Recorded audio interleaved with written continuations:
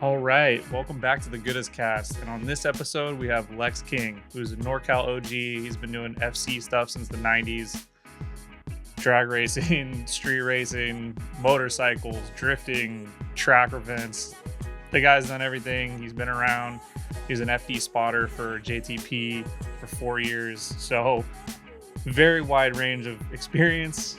Not only that, he's a funny dude, and he cracked me up on this one. I was laughing my ass off. He's got some stories. We didn't even crack the surface. There's plenty more. But yeah, I hope you enjoy this one. Definitely insightful and entertaining, to say the least. So, yep. Hey, guess what? What? This episode is brought to you by Tire Streets. You know what, dude? I ran them at this comp last weekend and I won, so you should try them out. Code Goodest 651 for the Accelera 651s, 20% off. Give them a shot. I ran them all around, front, rear. Ran them low PSI in the back, decently low PSI in the front, 100 treadwears up front, 200 treadwears in the rear. Julian kicked my ass on a pair of them a month ago or something in a tandem battle. So yeah, man, check them out. They're definitely a competitive tire. They're good for fun shit also. So, you know, tell your baby mama you need a pair. Tell your sugar baby you need a pair. Sugar daddy, sugar mama. Tell the people, if you don't have the money, hit up your sugar person or whatever and get some. So yeah, I usually just like start these and kind of BS and see what happens. But I know you've been on like the pinku style. Yep.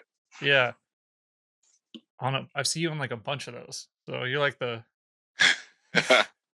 Man, sometimes things just happen. Yeah, yeah. that's my boy Donnie in Japan, and yeah, we just kind of linked up and we're just talking and chopping it up because we kind of literally had only been like internet friends and gaming on like Gran Turismo and shit, and then technology comes about in a way that we can kind of link, and it just keep linking. Yeah, man. And so like you did one and he was like, "Man, just join me on like half of these."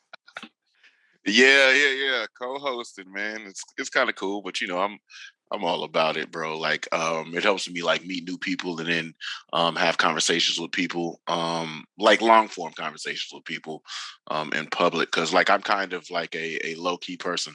A lot of people that I know, people don't know that I know. And things like that. So that's pretty cool. I get to pick their brain. So half the time it's just kind of me trying not to lead the conversation because I know certain things, you know what I mean? Yeah. And I just let them hope, have the conversation and Donnie get familiar with the people and stuff. Yeah. I mean, any of these things where you're like talking to people on a regular basis, like it makes it a little easier. Like, I've known you through like NorCal drifting for Yeah. It's a long time, dog. yeah. I think Yeah. we got in some Facebook debates a few times over the years, but Yep. it's But all for the culture.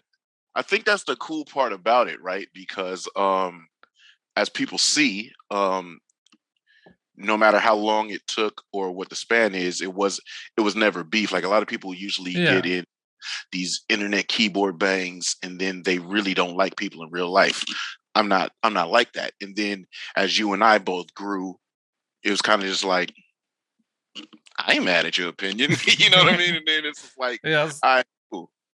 yeah. As time goes on, it's like everybody's just trying to like better the sport as they see fit. Yeah, that's the cool part about it too.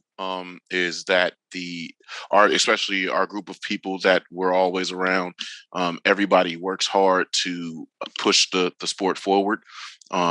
Whether it be with our driving, with our appearance, with events. So all of those things, if we're all headed in the same direction, but we might be on either lanes, that's all right. You know what I mean? Yeah. Then eventually, because we're always at the same events and everybody's doing the same thing, it's like, you know what? It's all good, bro. We're on the same cause, same team, same side. Yeah, and you've been around way longer than me. I mean, you've been doing this since like what, early 2000s, mid 2000s? Yeah, I think the first time I really tried to skid was like '04.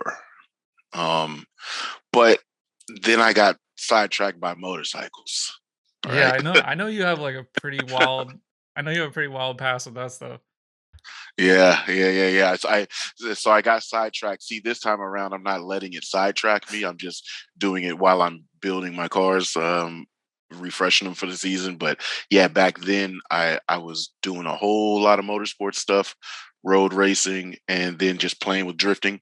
But then I got motorcycles, and then motorcycles was just like the intense stupidity year after year. Like, you know what I mean? Like three, four Yeah.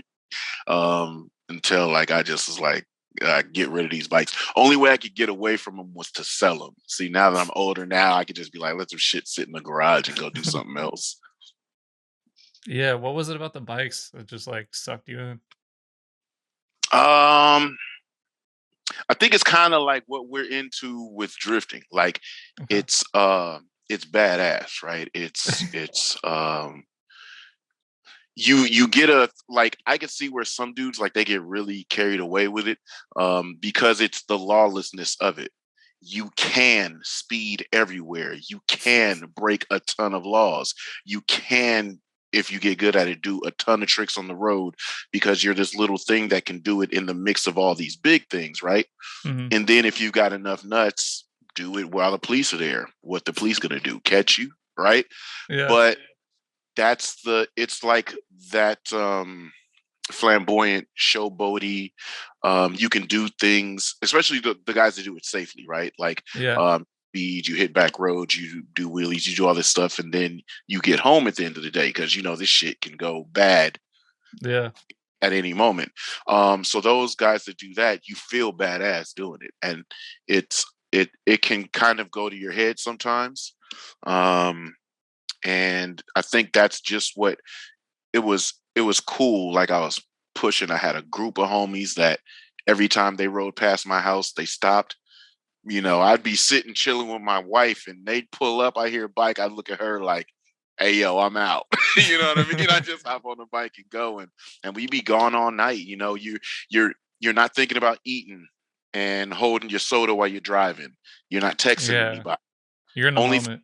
Yeah, only thing you're doing is that thing right there. So it's like, That's a it's a lot like real, drifting. exactly. Yeah. So when you get to drifting, see, since I do both, it's like, it's badass. Like, there's guys that want to do what you do behind the wheel, but they have a different concept of it, and they're scared to start. But because you do it, you're like, yo, it's not that hard. Like, come on. Right, right. But they're like, oh, they watch this, that, and the third, and they've got a screwy ass concept about it, and or, um, they don't think they make enough money to do this. So guys Yeah. can sit, guys can sit and marvel at what you do. Girls can sit and marvel at what you do, and we know, as drivers with different tier, we have more admiration for guys that we know are like our top level dudes, Right. that down, and it's super cool. So yeah, it's the badassness about being able to drive a car hella fast, and who in their right mind will be like, 80, no problem, clutch kick the shit out of this thing, throw it sideways, and sit there, and do we got grip, okay, bomb, and it's just I just think it's the badass about it that makes me say, this is this is dope. This is way better than this over here. Somebody with airbags and go sit in the parking lot. Yeah, you know, like, yeah, you do that. All right, that's sick. Yeah, okay. You said it. You said it, not me. I know, right? I don't know why I just don't. Because I'm old. I'm an old man. I think I got some grays. Can you see my gray? Nah, I literally have one gray right here. But so, because I've been doing this since like '95, right? And I had the current RX-7 that I have now, my white one, Hmm. um, I had that modified and everything, and we drove. Me and all my homeboys, we drove to the release of Fast and the Furious, right? The first Fast and the Furious. But unlike nowadays, guys will have a Fast and Furious meet and they'll go sit in the parking lot and talk about how cool their car is and how they did 240 on the freeway and all of that random shit, right? after after the movie, we literally were like, I'm racing him, you're racing him, you're racing him. Like we set up all the races. We all got on the freeway, went single file line all the way down to San Jose, and we handled business in Montague Expressway all night. You know what I mean? And then when the police came, we ran from them for real. So it was like I came from the culture of getting shit done, not hanging Yeah. around talking about it. So when I see like guys nowadays with amazing cars, right? Because Yeah. it all takes money to build and put everything together. But I'd be like, why you don't drive it though? Yeah. You know what Yeah. I mean? Yeah. I get it. I mean, I'm of that. I Hmm. like, what's the point? What's the point if it it's like it's I mean, performance, like cars are like performance art. Like if they're just yeah, yeah, yeah. not moving, like, well, but everybody's got their thing they like to do. I'm I'm of the camp, like, the car needs to drive. You need to do stuff with it. Like, if you're just gonna roll around, Dude. and especially like when they live in the garage, like, Oh yeah. 11 months out of the year, and they just drive But to. but you know what, dude? Again, because I got hooked on the bike stuff, and my car sat in the garage from 2005 to 2009. How y'all seen it when I first started popping out and came out? That car Mhm. sat in the garage like that the whole time, and it was a complete disservice to that car, right? Because it was a car that did get, I put in work with that car, ran ton of freeway races back in the day, ton of drag racing, a lot of HPDE days back in the day when that was the only thing that you could do to go get on the track. And then I just let it sit for mad long, but I didn't um I didn't talk about it. Like I wouldn't go somewhere and say, yo, I see somebody with a car or something, be like, hey, yo, cool car. I got a car at the house that'll run that. Like, I'm on the bikes. I'm talking about bikes. If I'm, worried about bringing the car, I should have brought the damn car out, right? But um, when these guys have these show cars that are super built, like I go do those displays at Hot Import Nights and stuff, and Mhm. you'll see these dudes and they out there with exposed bash bars and shit. And it's like, That where one's you be wild to drift? me. Yeah, they'd be like, Yeah, where you that be one's wild drifting to at? me. Oh, I be street drifting in here, but I never seen you though. Like, you know what I mean?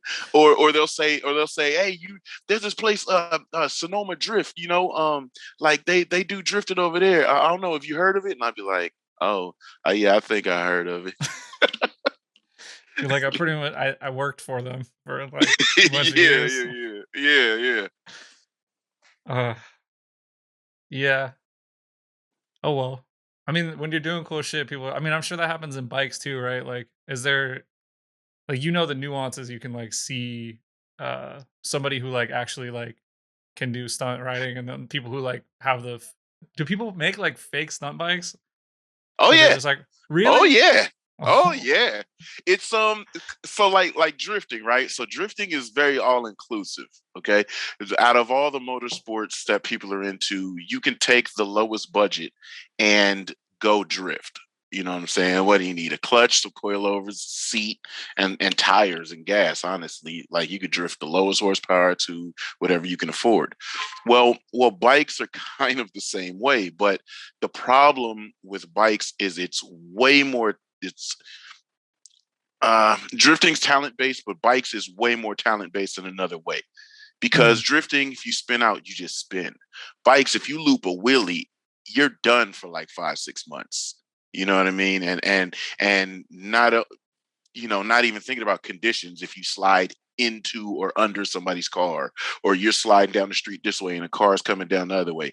That could be your last wheelie attempt, right? So when you when you know how to wheelie and do all this stuff, and then you're around somebody with a bike with hella powder coated sub cages and stunt cage, and they got no sprocket on there, but that's cool because like I do no sprocket type stuff. But and you look at them and it's like, you wheelie? Oh yeah, I do wheelies, and then you're kind of just looking at them like, man, I I don't really want to know. see something, right? Like I Yeah, really want to see something. You're just kind of looking at their whole bike and their whole setup, and it's like, nah, they jump something on their doesn't add bike. up.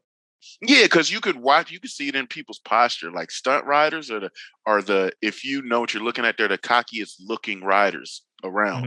Okay. More than like road race guys, because stunt riders have a different level of bike control at any position. They can move around the bike quicker while it's in motion. Stunt Mm. riders are more like, all over the place. They're like It's active like, on the bike. yeah. It's like the difference if you and I were to watch a driver, and a guy that holds the steering wheel, at 3 and 9, and he only turns like this. He's a road race dude. Yeah. Drifters, they let their hands go when they're all over the place, Hmm. because they have the freedom. They know where they're catching the wheel because they know about what they're doing with the car. It's the same thing Interesting. with bike guys. If they're real loose all around the bike, but they're dipping in and through and around parking lots, and they keeping their feet up on the pegs, skidding, busting U-turns and stuff like that. And you're like, oh yeah, dude got a little bit of control. He kind of knows what he's doing. Then he bang clutches up from the light and jumps to something, and you're like, oh, he's got variations. Like he's real loose. He's all the way around. So you see that, and then you'll see that same dude over there that had all the cage and all the powder coated stunt looking shit on there. Then it's like, pull it up, and you're like, oh no, right now, I'm still practicing. Like, nah. Yeah. Yeah. Do you think the stunt riding stuff help you with uh I feel like people who progress quickly in drifting generally have done something that requires like a not lack of fear, but like a uh like less inhibitions. Like you just know, okay, I've done this dangerous thing before, like I can push. Skateboarders, BMXers, dirt bikers, and motorcycle riders. Those are the best drivers. Pure drivers can be really good, but there's a plug-in that they're missing. Not that they're missing, because you can just be a pure drifter and be like really good. No, But I can associate with that heavy because I never like I skated, but I wasn't that good. I didn't push. I like, I could drop in on like a vert ramp, but I could never do anything like crazy. Like I was never doing like stair sets or whatever. And it took me a really long time to break that fear. And it was only in the last like 4 or 5 years where like it really, I think, went away. And I think like that ledge where you're just like, yeah, fuck it, it going, doesn't matter. yeah. Mhm, Like people who do like, I think Rome in FD, he was like a stunt rider at one point. He was telling me. I mhm. think just that mindset, like where you're like, fuck it, whatever happens, happens. Like once you get there, then you can just level up. Yeah, it takes a little bit of, like, think about it, dude. Doing BMX stuff, right? You're Yeah. jumping, you're doing all this stuff. You've crashed crazy. You've Yep. probably broken a wild amount of bones. You know what I mean? So you've done all of this stuff on something that you're pedaling. Like your own courage has to get you over that set of jumps, right? Because you have to pedal. The experience gets you. I gotta hit it this hard to get this far. Same thing with dirt bikes. I'm gonna jump 40, 50 feet over, right? But I gotta hit it this way to compress and get my preload. As I get up, I've got to keep the bike on a rear rotation, staying on the throttle. And then I hit the back brake to tilt the front of the bike down to land it properly. Because, a lot of back in the day, you think jumping and landing on the back is fine. Kill yourself doing that, right? Yeah, I did that on a BMX bike and ate shit. Oh, just landing backwards, boom, Yeah, probably no, have I up I your was like, ass before. we like took our BMX bikes to like some dirt jump that these like Yeah. tweakers built near our like houses. We're like, yeah, I'm gonna go. My friends like all aired it, and I went and just went back and Bro, uh, so you know that meme where that little kid jumps out of that bowl and he lands and the seat goes in his back? You seen that before? yeah, Bro, when I was a kid, that shit went up my ass, bro. I felt like fuck, yo. So so look, we had them little ramps that back in the day. You get cinder blocks and tires, everything you could find in the hood, lay a little board over it and jump in. And yeah, I had no idea to jump and kind of level it out. Man, I jumped and straight up, man. And when I landed, that little banana joint went up my butt, bro. Crazy hurt, right? But kids growing up doing shit like that, you've been hurt. And when you jump in a car, it's like, bro, what's the worst that could happen, right? yeah, I yeah, mean, yeah, I yeah, know yeah, what the worst that could happen, but will I die though? You know what I mean? yeah, So you start to have a little bit of courage, or you just charge at stuff like yeah, harder. And motorcycle riders just have an acute feeling of direction and motion. Um, so you get to use all of those things if you've done so many other things. Like that's what I got with my son. He's all about cars. Only reason I have him doing the bike stuff is just for that little plug-in. It's cool to him being able to ride, but that boy wants nothing more than to be a driver. yeah. I mean, you can just tell. He's like, yeah, I can't believe. What he's how old is he now? Dude, he's 14. Yeah, and he's like, he's already riding bikes, and he's been studying. He's been Oh studying this man. stuff. We all gotta Yeah. watch out, dude. He's gonna be good. Well, that's what's making me have to push, bro. Yeah, Because I don't want to make it too easy for him. Because the hell I'm gonna do? Let him just take over all my shit? You know what I mean? Like, yeah, pops, I'm better than you. Get out the way. I'm taking that car. What I'm gonna do? All right, son. You go ahead and take the fast car. I'm gonna jump over in this. Hell nah. yep. I'll be over here. Yeah, nah. I gotta be dominant in the house until, like, I've always told my homies and everything, like, I'm gonna press Jalen so hard when we start tandeming, I'm gonna be blasting his doors off, like, even though I gotta pay for everything, but I'm gonna, you know what I For mean? Like, now. I know, right? But I'm gonna be putting it on him so crazy until the day that he really outdoes me, and I'm gonna be like, all Yeah, right, yeah. you got it. Like, you got it, dude. Like, I mean, now now I lead, you chase. have you seen those clips of like Naoki and his son like tandeming? Yeah. Like how cool is that? The I don't know. video I just see that and I'm like, this is the future. This like next generation. Like we don't have a shot, dude. Like well, they're doing it so early. Like, look at yeah, Mad Mike and his son, now he and yeah, his son.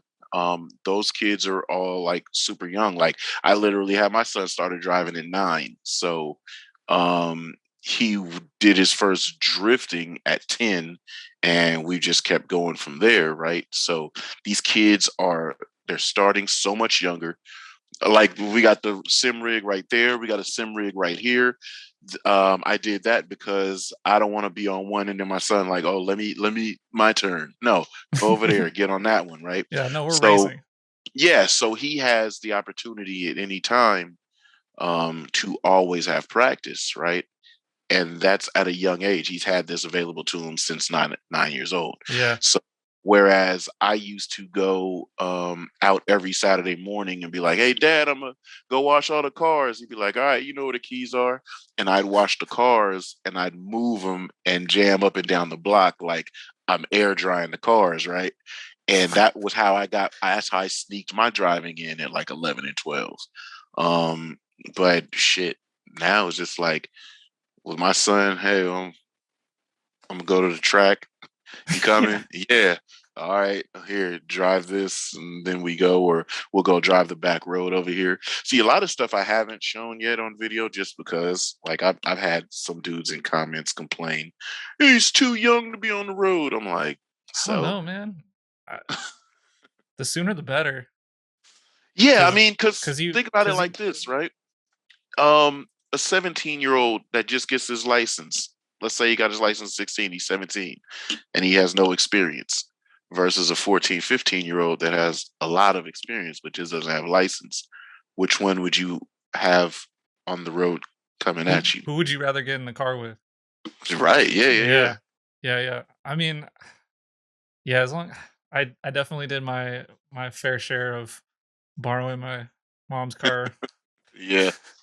I got I got some stories about that one. Definitely got in trouble there, but I mean, Oh, really? it was just this like desire, man. Like I had this like I like had to like I was like I just want to drive. Like I don't care, you know. Hmm. But And what did you start out jumping in? What was your first adaptation to driving? so my parents divorced, and Hmm. like my dad watched me and him watch F1. I like would watch like touring cars. I had Gran Turismo. I would play that like every day. Hmm. Uh, Gran Turismo 3 like nonstop. That was it, you know? Hmm. Hmm. And he like wanted to get me in a cart from like a young age because I would always go to like Scandia with like my grandparents and like I would just be like fucking mini golf, fuck that. I'm Yeah, going to go yeah, karts, you know, like yeah. Yeah. I'll be over there. And he's like always trying to get me in a cart, but it's like wasn't really like my dad's kind of has like he's got some impulse. He makes some Hmm. impulsive decisions. So I was always like, "Are you sure, man? Like how, you know, like I'm like a little kid like this is going to be kind of crazy." And he's a difficult person to deal with sometimes. I'll leave it at that. But like Hmm. one day he was like I think he got fired or something and he's like, "I'm going to start a go-kart business." And I'm like, all right, you know? And he started actually I don't think I've ever told this story on here. We had a neighbor down the street who would restore like 60s Mustangs and stuff like just in his condo garage. And I would always go over there. I was like, I don't know, like 10 or whatever, and I would just be like, "Hey man, like can I like help you hold tools or whatever?" I just want to learn because I would always watch like Right. Power Block and shit. I was like super into monster trucks. Hmm. Like dude, second or third word was car. Oh, really? Wheel like from day one, like this is life. Uh and so they linked up and he ended up s- like financing the business and my dad was like the guy who would like handle all the I don't know how it worked. I was 12. Hmm. Yeah. And so I got to do a season of like KT 100 kart Mm. racing. Um, and my dad kind of left in like a fiery rage one day, and like they sold the cart, and I like only got to do like a whole season. But that one season, I went from like driving in the middle of the track to like actually doing decent Right. times.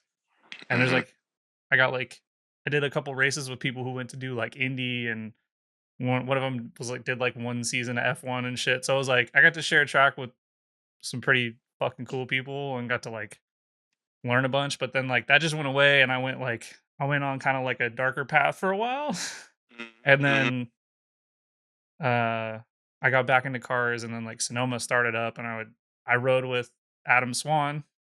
Yeah. I wanted to get into it, and I like went to Sonoma and I rode Adam and like tandem, like being a passenger in tandem. I'm like, this is it. Like this is it. This is my life. Oh, I have to okay. do Okay. this. So I got that's kind of like the short story, but man, uh, Yeah, it's pretty dope because I kind of same thing. Pops, we have land up in Ladoga, which is close to Thunder Hill, and so we would go up there on the weekends. My parents divorced too, so when I'm with Pops, he's trying to do everything he can for the yeah, kids to have fun. yes, You know how it yeah, is. yeah, same thing. Pops is trying to find everything he can do because he's got to cram it in on 2 days. Well, Yeah, yeah, because we got to go home on Sunday, right? So yeah, when we would go up there, we're riding dirt bikes, we're riding go karts, and it got to the point where Pops was like, "Yo, so y'all want to really get into karting?" I'm like, "Nah," because we were riding dirt bikes. Dirt bikes was more fun to me at the time, I guess. But it's like I think like, damn, what if I had said yeah hmm and did the go kart stuff? Like, what would have happened there? Would I have progressed and did some racing? Because eventually, so I've lived on my own since I was 16, but only because I wanted to. My pops had another house. He had bought my grandfather's house when my grandfather moved, and I'm a military brat, so I got uprooted from Presidio to Fort McPherson with my mother in Georgia. Hated Georgia. Came back home when I was 14. I was only out there for like 3 or 4 years, from like 10 to 14. So when I came back home, I'm just like, okay, I just got to keep my grades good and, you know, buckle down in this high school thing. But in the middle of all of that, in high school, Pops was like, yo, y'all want to stay here? Because we lived across the street from our high school, right? Mm. In Richmond. And I'm like, all right. He's like, all right. Um, and he'd pop in every morning, right? He'd pop in every morning, but it was just me and my brother there. And we always had cars. So he bought us our own cars. We had our own cars and everything. And it was just cool as hell. So I got into driving around and shit because I had got a job, because Pops was like, pay the mortgage and I take care of all the other bills. So I'm like, as a kid, Damn. right? The You're like, freedom. I'm like, yeah. what can I do to drive for work? Pizza delivery boy. So I'm beasting, getting hella tickets, dude. I got so many fucking tickets, dog. But I was having a blast. That pizza delivery range grew when I was there. They would send me with like 6 or 7 pizzas at a time, and it was so funny because I'd be driving so fast. I would have to get there and check to make sure their toppings and cheese wasn't all over the whole fucking thing, right? That sounds all So like that sounds like Richmond Initial D, dude.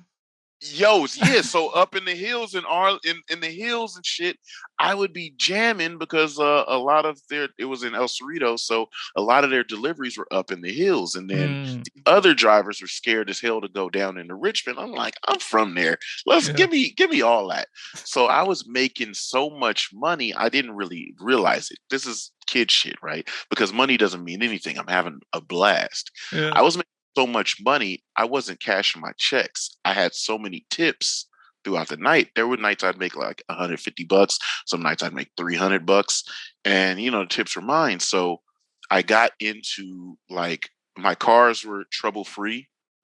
But I was the trouble because I would wreck those shits all the time, you know. And so then the kids at school would be hating because I'd buy another car and I'd still have that car. And then same thing with my brother. He'd get another car and they're like, yo, what the fuck are y'all doing? And obviously, because it's Richmond, they swore we were drug dealers. We're like, okay, whatever. But it was at that point that I was like, okay, I really like cars because the first car I had, I didn't care. It was just a car and I got to drive. The next car I got, my first car was a Volkswagen Scirocco, like an 86 or something. Next car I got was a Ford Escort GT. And that one was way faster than the Scirocco. And I'm like, what the hell? But the Scirocco was a 1 point something, and then the Escort was a 1.6. And I'm like, okay, the engine size doesn't matter because this car is faster than the other. Mm, So then I started driving more. I got way more into the twisties. I started watching rally racing at that point in time, and I love okay. tarmac. I love tarmac rallies. So Yeah. I'm thinking the That's back like, road is tarmac stages, right? The toge, I didn't know I'm hitting, you know, the back roads like yeah, that. I yeah. just trying to emulate seeing the Cosworth escorts in WRC. And like how sick do they look on the tarmac wheels? Like the Yeah, so hard. so that's Because where I back then they started used to run mod. like the big wheels Yeah, and they on ran the tarmac. 17s and the Yeah, yep. that shit was And sick. so that's where I started modding my car because I wanted it to look like a rally car. Me in my head, I didn't care Mm. about how much faster it went. I wanted it to look lowered on that stance of wheel, and that's where I started modding my cars. Then I found touring cars. When I Right. started noticing touring cars, I'm like, oh, those look like these rally cars, but cooler cars, right? Mhm. And that's kind of like where I started. So me having money, um, and living on my own, like, dude, I like, you know how much trouble we can get into now as adults, but just imagine, like, as kids living on your own at your own house, nobody telling you shit to do. Pops just pop in, hey, y'all, all right, everything good? Y'all need something? No, all right, give me a call, something, and that was it. So we got into street racing. And that's when I'd be out all night, and you're beating the sun home just to get an hour or two worth of sleep, get your clothes together, wash your face, brush your teeth, and go to school. And so I'd really be in school like a zombie, like all that fucking blinking and shit, because it's sleepy. But it was like that shit was life. After school, I go to work, get the money. After work, meet up with all the homies, we chilled, and we go street race. So You know that's what you kind of wanted. that's kind of Yeah. where it started with me. And because I just had money, then that's when it was like, all right, I've got to get the Hondas were cracking at the time, so I got a Prelude. Got the Prelude, modded it. My brother had an Integra. He had a DA Integra, and we would just be modding. We'd be out in front of our house working on our launches, which was so annoying to the neighbors. I swear this had to have been like, I'm calling the cops on these little fucks because I live close to the intersection. So we'd back our cars up right there at the intersection, and we would launch the cars. We're only doing first, second, third, but we're flying down our neighborhood just side by side. And we was doing that all the time, launching, and then we take out those talents to the street races at night, and we go do all that. But I learned real quick Hondas wasn't the car to have. Those motherfuckers stole my car, dog. And when the cops found it, you could look through where the taillights were, straight through where the engine used to be. You could look firewall, everything was exposed. Dash, they stripped the hell out of my car. But that's when I bought this RX-7. What year was that? That was in '99. Oh wow, you've had that car that long. That's crazy. Yeah. So I graduated high school with that car. Oh, that's insane. Mm-hmm. It's crazy. So I bought that car. I met my wife, and I got fired from that um from that pizza delivery job, all in like the same 3 months. It was a funny time. '99 was a funny fucking time, but That's a defining 3 months. yeah, it was cool as hell, dude. It was really cool though. But we had some money, so we bought our own little business, and me and my brother worked that, and Pops would just manage getting our inventory and shit. We had one of those hot dog stands out front of Home Depot. Oh, no way. Big hustle. That was a great fucking hustle, dude. Interesting. So yeah, me and my brother would work that. We shut down. We felt like it. Go do some car part runs and get our shit, go to the house, put it all on, and be ready for the evening. So it was like, that's where the RX-7 started getting upgraded. We met this shady fucking dude that had a shop, Vickman, at Metric Motorsports. Piece of shit. But he started my actual track experiences. Because he was like, oh, you guys do all this fast driving and shit, like come to National Auto Sports Association events, to do NASA events. So I started to get my RX-7 set up for that. Again, the cars were just cool. I knew I wanted turbo. I knew I wanted rear wheel drive. So my choices were MR2, 300ZX, and RX-7. It was funny. I was about to buy this red SW20, but I made a mistake of telling my brother about it.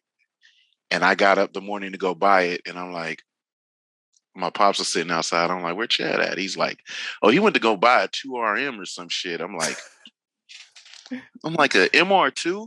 He's like, yeah. Literally 10 minutes later, my brother pulled up with the car I was going to buy. I'm like, no way you just did that. That's how I got the RX-7. So I was like, okay, I'm going to go to my other option. And I went and bought the RX-7. So, because SW20 back then was like heat. That's what people want. Bro.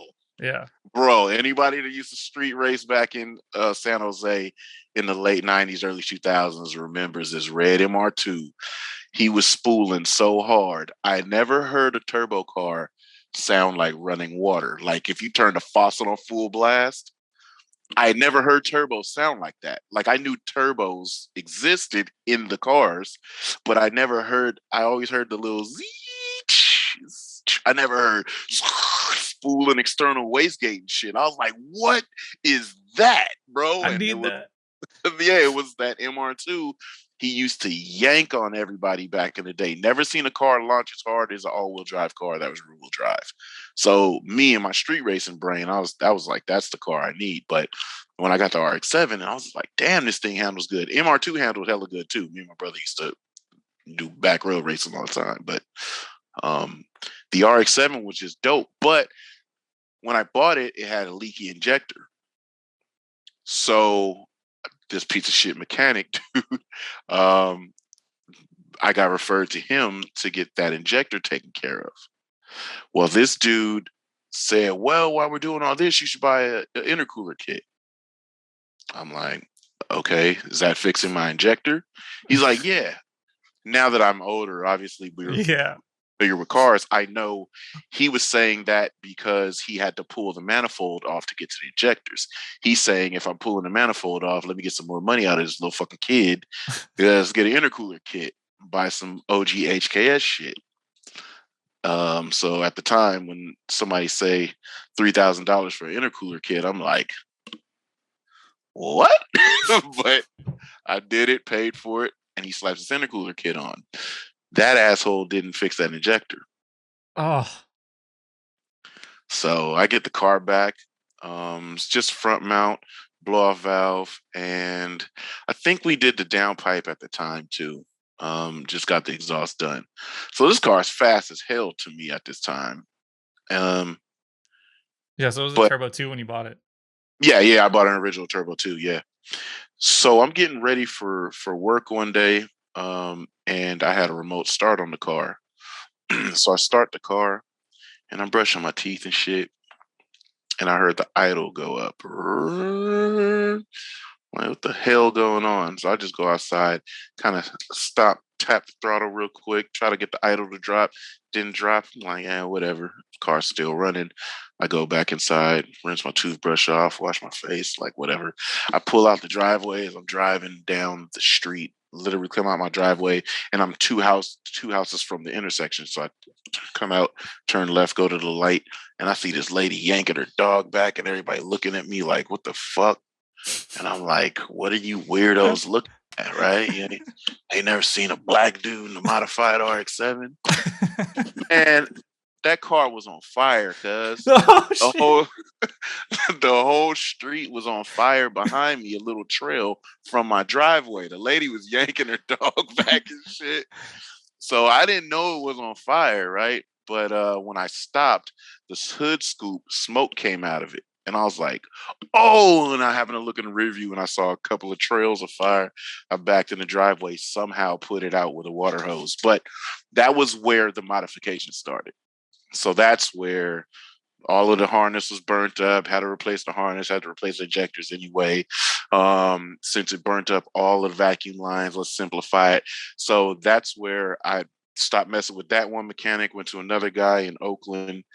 My dad, he was a pretty good manager at East Bay Mud. So he'd drive around all day just managing sites. And he told me, hey, there's always some RX-7s out front of this shop. Go check it out. Send me over there. I talked to the dude, tell him everything. He's like, all right, cool, I got you. So he got everything taken care of. When I got the car back, it was the fastest fucking thing I thought on the planet. You couldn't tell me I didn't have a McLaren, right? This car was so fucking fast. This dude's name was William Chang at the time. He was like the rotary guru. Put a HKS EVC Easy in there, a FCon, fuel cut defender, all this little basic stuff. How old are you at this point? 19, 18, 19. Oh, man. Yeah. Right? So I'm like, oh my God, this guy's so fucking fast, right? And he gave me a little, rotary dudes that be like, it sounds like it's running a little, and he tweaks some shit and go drive it up and down the street. How's it feel? Feels like it's doing this. Go twist some knob. All right, go drive it. Oh, this shit is fast as hell. He's like, all right, great. So he got the car set up so good. And he told me, hey, you should go do a track day with this car. see how you do. You know, stop playing with the street and really see what's up with this car, how this thing works. And he was a at the point in time he was a um, one of the guys back in the day when we did tech. They were really strict about it. You had to sign up on the website, get your membership paid. They email or they mail you a hard card license. Um, then when you go do a track day, you had to print up a form that you had to go to a place that they approved to get your tech and everything done. So he was one of the guys that did the tech and everything. So yeah, I got all that stuff done. And my first track day was at Sonoma Raceway. So Which which so my friends like Marcos and Sally, they like that's all they do, right? mhm, Sally does TCA. Marcos is like a time attack record holder and stuff. He had mhm, just mhm. driven Sonoma for the first time when I was there. When I the one Oh really? when I saw Joe. It was the Oh day yeah. before you were there. Hmm. I was talking to Joe and I was with them, and Marcos was telling me, he's like, "Man, this track is like kind of dangerous." Like, I mean, he's got it. It's not Yeah, a yeah, yeah. problem. But he's just like, in comparison, like, this is kind of a gnarly track to learn on. I was like, I never thought about that because that's the first track that I did a time like a grip day on. Yeah. And so like I can't imagine going out with a like well set up, powerful turbo 2 FC at like 19, 20 years old or 18, 19 years old. That's Dude. crazy. And it was funny because I got in trouble. So the car had maybe 240 at the wheels at the time, right? And I had a very basic suspension, and I had these Toyo T1Ss. They had just came out. They were the new hot shit. Got them from Tire Rack. Got them shaved. They're supposed to be the grippiest version of whatever at the time. So I had those tires, but I just had a basic Ibach Pro Kit suspension, which is just a shock uh, and spring combo. Very basic shit. But all the road race dudes is like, oh, this is the Pro 7 setup. You got to get this. This is what the race car drivers use. You can't get no better. So I was like, okay, let me get it. So I got that. Dude, the car had more power than that suspension and tire setup could handle, right? And because I'm a street driver at that point in time, the car is really loose because it rolls over. It was floppy. It was cool on the street, but shit, when you're loading G's on the track, the car would roll over. So, a couple of places I get sideways at. Well, I get black flagged.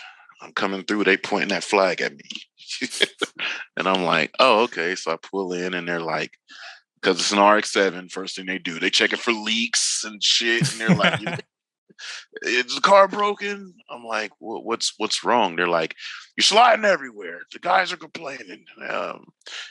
So you got to get an instructor in your car. You're like, it's a fast car. That's why I bought it.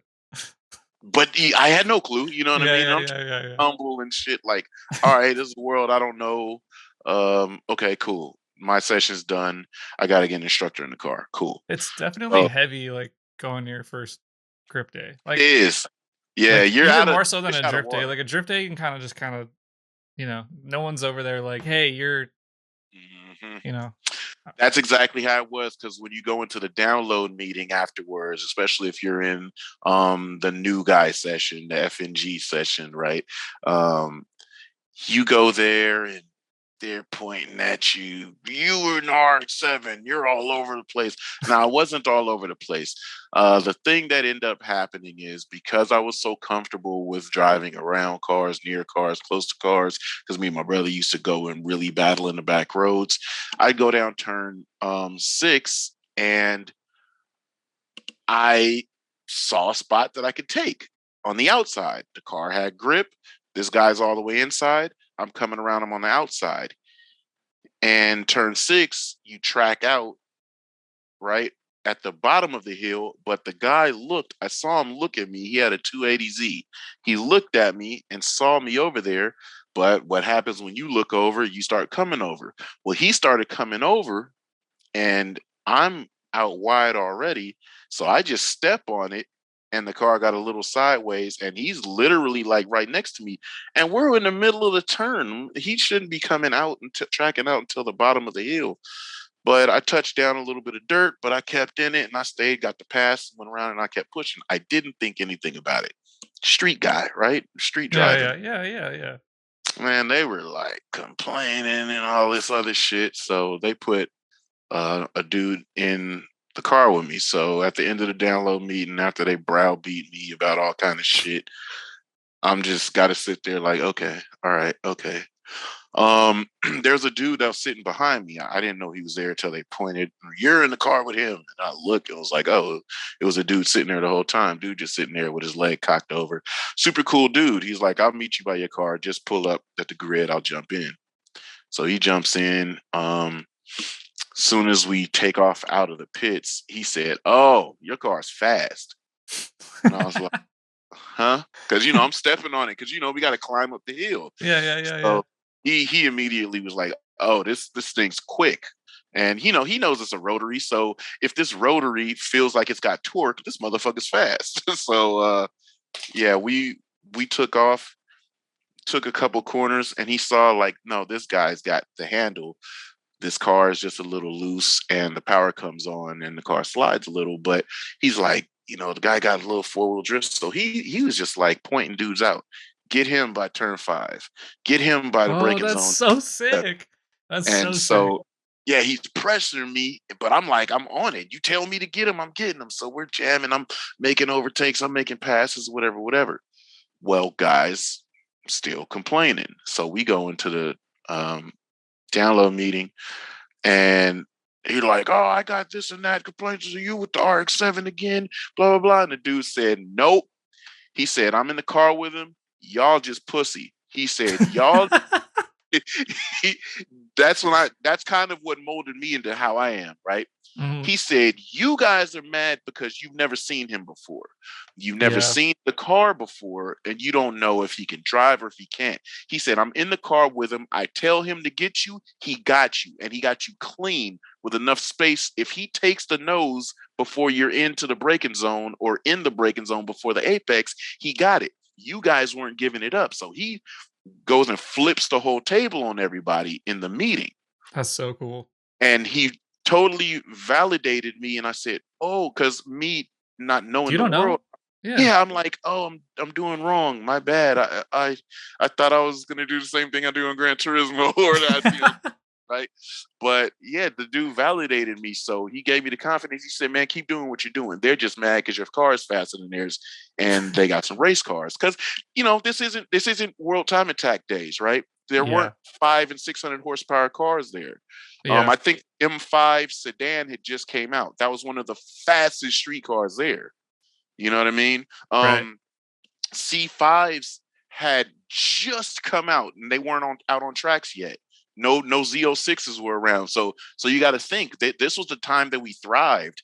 RX-7s were thriving, 300ZXs were thriving. You could have regular standard cars, and if you had a little bit of power, you were faster than some series race cars. So that's kind of where it started out. But one thing the dude told me, because we came out of turn 11 and I stepped on the throttle way early and got a slide coming out of 11, and we just glid right out to the wall perfectly, drove straight down, turned in, go up the front straight.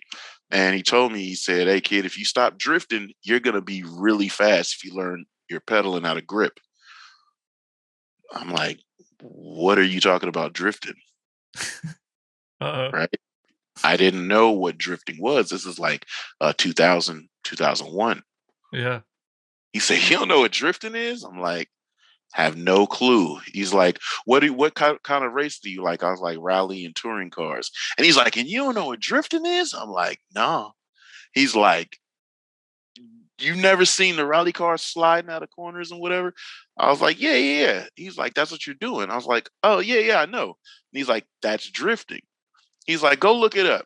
We didn't have YouTube. I know I'm sounding like a Yeah. dinosaur right now, but No, we I didn't get have it. YouTube. We didn't have nothing. We went and hit up certain torrent hosting websites, and there Oh was yeah, that's where I video. got all my drift clips. Like there was like the That's yeah, night. yeah, yeah. That's Drift exactly. Mix 2, Mm-hmm. downloaded on That's Kazaa. that exactly. Yeah, and Yep. that's what I looked at, which I said, "Oh shit, they do this for real," and the cars look hella cool. You know what I mean? It was like, Yeah. oh, because I was about to go down the path of making it look like Super Race Car Super Racer. Nah, this had style and swag, and it was Tokyo Extreme Racer. Yeah. It was everything that was cool about tuner cars that was being shown in Turbo, High Tech Performance Magazine, Sport Compact Car. These were, they looked like show cars, but they were doing dope shit. Hooked. Track days was over with, son. I'm trying to drift. I'm outside in open parking lots. I'm buying all the DVDs. That's where I found Initial D. That's where I was found all the 360 video, the grip videos, the How all of sick is that it? stuff. How sick is it that you watch Initial D and you get to the part where like the dude with the FC is like the guy, and you're just like, Yo, that's me. I have that that's me. car. And I had just painted my car white, and it was so Oh funny man. because I was working at Circuit City at that point in time, I used to work and at Circuit City. oh, did you? I Yeah, was in car Santa audio. Fe. Yeah. Oh, okay, okay. Yeah, right over the So bridge. I was at Hilltop, and I worked at car audio so I could tinker with my car all day. I didn't want to go work. They said the computer department made the most money. I'm like, so what? Y'all ain't as cool. You know what I mean?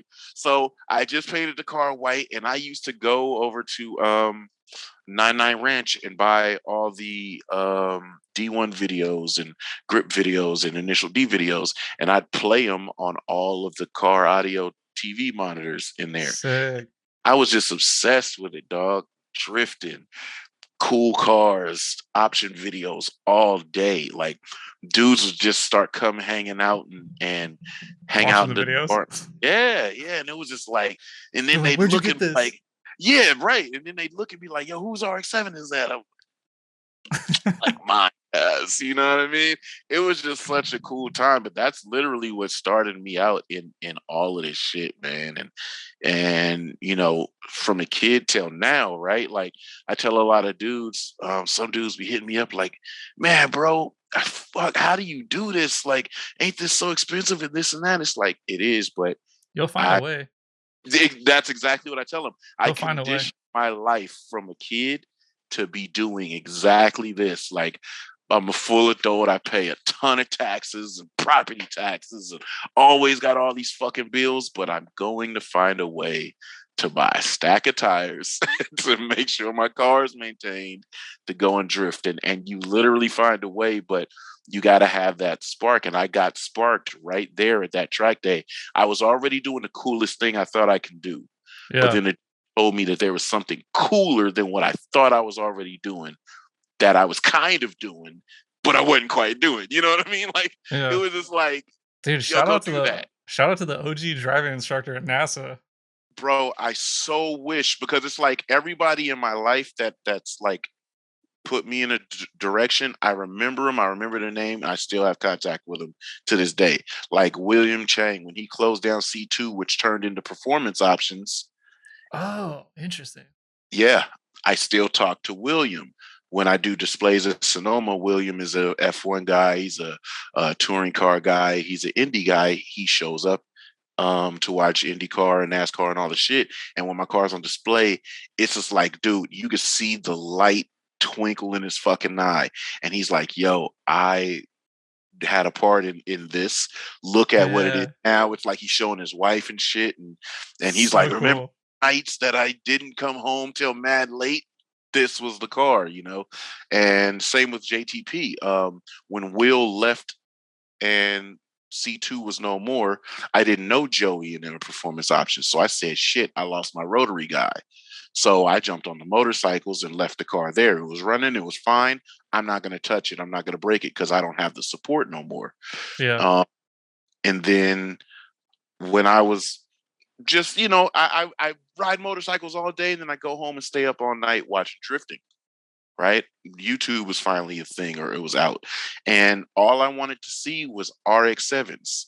FC3S Drift was all I put in. And at that point in time, If you put in FC3S Drift, you always saw JTP FC3S. Now, at Mm. first, I didn't watch the videos because I wanted to see Japanese drifting in Okinawa. I wanted to see the street drifting. I wanted to see that exciting shit. Every time I saw this JTP FC3S, it was in the desert in Willow Springs at Horse Thief. And I didn't want to see American drifting. I wanted to see Japanese shit. So for the first couple months, and literally this is like the beginning of YouTube. So I found the end of those Japanese videos real quick. There's nothing else to watch, right? So Yeah, I'd be that's like, oh, I've seen this before. I've well. seen this before. Yeah, it's the same thing with like Kazaa. There was Mhm. like maybe 100 videos, and like you Yeah, had to yeah, get yeah. super creative looking for stuff. Like Yeah, yeah. Different I, tags. I was looking up like the Kazaa stuff even when I did that season of karting, and at like the very end on one of the practice days, I was like sliding the cart around, and they're like, "What are you doing?" I was like, "I'm drifting," and they're like, "Don't do that." Yeah, yeah, yeah. Look at me now, dude. That's like all I want And to that's how do. grip guys are. Grip Yeah, guys are like that. When you're yeah, going, don't do that. We don't do that here. yeah. And it's like, oh my bad, you know. I'm sorry, but and I found that, and it was like, so once I seen all of the videos that were available on that platform, I started looking at these JTP videos, and I was like, oh, dude style's kind of tight. It looks like that yellow FC. Now everybody knows what that yellow FC slammed Yeah, on BN with the dishes were. As back then, you don't know who this dude is because this is yeah, at the time. This is literally, he probably did that a couple weeks ago or a year ago, and that video is fresh on the internet, right? yeah. So when I see JTP and I see this green RX-7, same style BN and the dishes, I'm like, okay, this is kind of cool. And it's all this old school hip hop shit. So I'm like, okay, it's American, but it is like Japanese style. It's like, damn, that's kind of tight. And I'm like, dude's from the US. I wonder if he's on MySpace. Oh, okay. I hit up MySpace and I see this fucking car in front of a graffiti blasted wall. I say, yeah, that's the same car. I messaged him and was like, literally, the message was like, yo, I'm in NorCal, you in SoCal. I got an RX-7 too. Like, what's up? Do you work on your own shit? And and this fool messaged me right back. Yo, what's up? Yeah, I work on my own car. I built it myself, blah, blah, blah. I say, okay, I lost my rotary builder and guy that maintains my shit up here. Like, would you be down to like show me some stuff? I'm kind of in a transition of changing turbos, and I'm scared to change a turbo because I know I'm gonna need the tune. Literally, that's how it worked out. Yeah, I got this turbo. What's your ports like? Blah blah blah. And we were just messaging Mm, back and forth on MySpace in like '05, and that's literally like. And think about it, I still wasn't even considering driving my car. I'm still having fun on these motorcycles. I didn't get off the motorcycles till '07, but we would talk. And then it was like, oh, this motherfucker drifts in Formula D. I used to get up and watch G4 Network yep.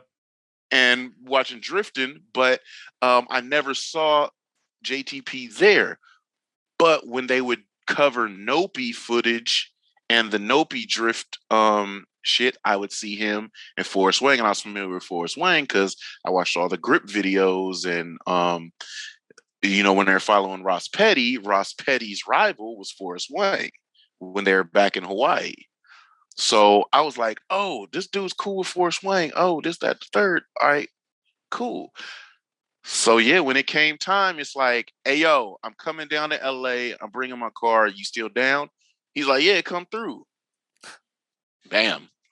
So it was just like, then that's where it started. So now, okay, I don't get to go 40 miles away to, or Yeah. not even 40 at that time. It was like 15, 17 miles away, 14 miles away. I don't get to go 14 miles away for a rotary support. I got to go 400 miles away. But it was cool because, me and Justin, literally, it was like we've been talking online for this many years. Um, Now it's like I finally pop up. Oh, this motherfucker does have this car. Oh, it ain't that far off. It ain't that far off from being good. Like, okay, let me make it good real quick. And shit costs money, and he'd say, "All right, yo, this is how much it costs," and I'm like, "All right, cool, make it happen." Boom. Then when I get the car, and I didn't know how to drive that shit, right? No clue how to drive it. I thought it was blasted at 240 horsepower. Then that shit was making 360 at the wheels. I'm like, holy shit. It's like, oh my God, this is fast. Then it was making all the cool ass noises and shit. You can like hear the And turbo. yeah, it was a fast car, bro. And then I crashed it in the streets, wilding out. Wilding out. Yo, I adjusted like, yo, son, yo, I just bat the shit out of it, right? And I'm like, it's pretty messed up. So he's like, what you doing about it? I fixed it and everything. And then brought it back down just to check it out. And I didn't know how to drift, literally didn't know how to drift. But I think I had messed something up pretty bad. Some vacuum lines were messed up. And when I drove it again, when those vacuum lines ain't on the wastegate, we got full of boosto. That motherfucker blew the motor quick, Oh, seized it. So, okay, that was short lived. I got to rebuild the motor. I'm like, okay. So he rebuilds it and is like, you know what? Because he just made my current setup better. Now he's like, all right, I'm gonna make it how it needs to be. So we're like, all right, cool. And that's what you got in 2011. How my car came back, the yeah. the GP setup and the carbon hood and everything. That was officially the hotline setup. The car came back. It was really good, but it was a lot of people didn't know it was way less power than it had. At that point in time, Hmm. it only had 260 horsepower. We couldn't figure something out because I was always working on a time crunch. I could come down for 2 days, then I had to go back home. So we would always just do a weekend thing, and we could only source the problem to make 260 at the wheels, but I had to go back home. So um, I just was like, well, you know what? The car works. I really do want to drift like good. Let me not even care about the output and just care about the output, like not the power output, but the work output. That's when I started to try to focus, like really drifting, really getting good, really getting a style about it. And that was back in 2011. And it got to the point where I was fine with 260 horsepower. Justin was always like, nah, come back and let's Let's get fix it. this sorted. Yeah. Yeah. Yeah. Yeah. You Yeah. know, Yeah. and I'm like, but it's fun. I'm driving the shit out of it. It had a low rev limiter and everything. It was like I was looking at videos. I was like, damn, I was always on the limiter because the rev limiter was so low. We couldn't get the high output on it, and we didn't figure it out. But yeah, dude, once we got it, I remember it was right before All Star Bash, bro. Oh, I remember that All Star Bash because I think you guys went together, right? Yeah, we Yeah. left from the dyno and drove out there. And but that car made 400 something horsepower. And when I drove it, the biggest smile was on my face because I was like, hey, yo, son, you did your thing on this one. It was always so funny. It was just me and Justin in the shop all night, tired as shit off mad Red Bulls, right? No waters, all Red Bulls. You know what I mean? It was just Yeah. like when sun would come up, we get something to eat, we stay in the shop, right?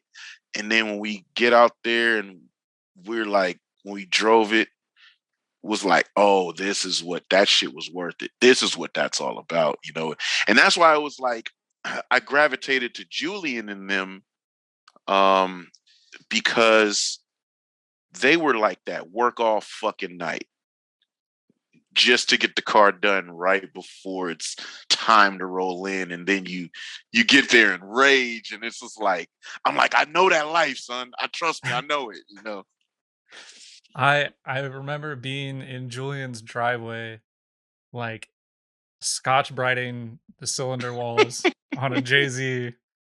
Because Damn. he just like picked up some block from somebody for like $50, some bottom Mm-hmm. end, and it was all rusty because it had been sitting in someone's yard. And we're just like, Mm-hmm. yeah, we'll just take a little bit of this off. It'll be fine. And that was the bottom end that was in his car for like A 2 years. 14.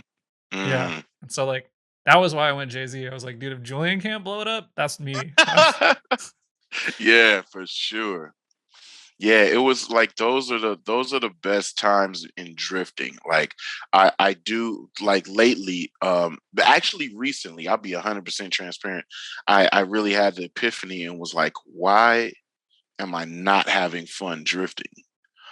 Um for one, and I know this is such first world problems. My car has always worked, so I haven't needed to work on it, right? It's too easy. How I know it never was bad on tires, so I could keep a set of tires on for like 2 months. That's not the car, that's the driver. Yeah, because I was kind of learning that when I didn't have a lot of power, I had to balance wheel speed, Yeah, so right? you learn how to keep the So even when I did make power, like at Super D, the Super D, there was only seldom times I would make smoke. yeah, Other times I would just keep the wheel speed just above my actual ground speed. yeah. Um, and so I no longer had the shop hangs.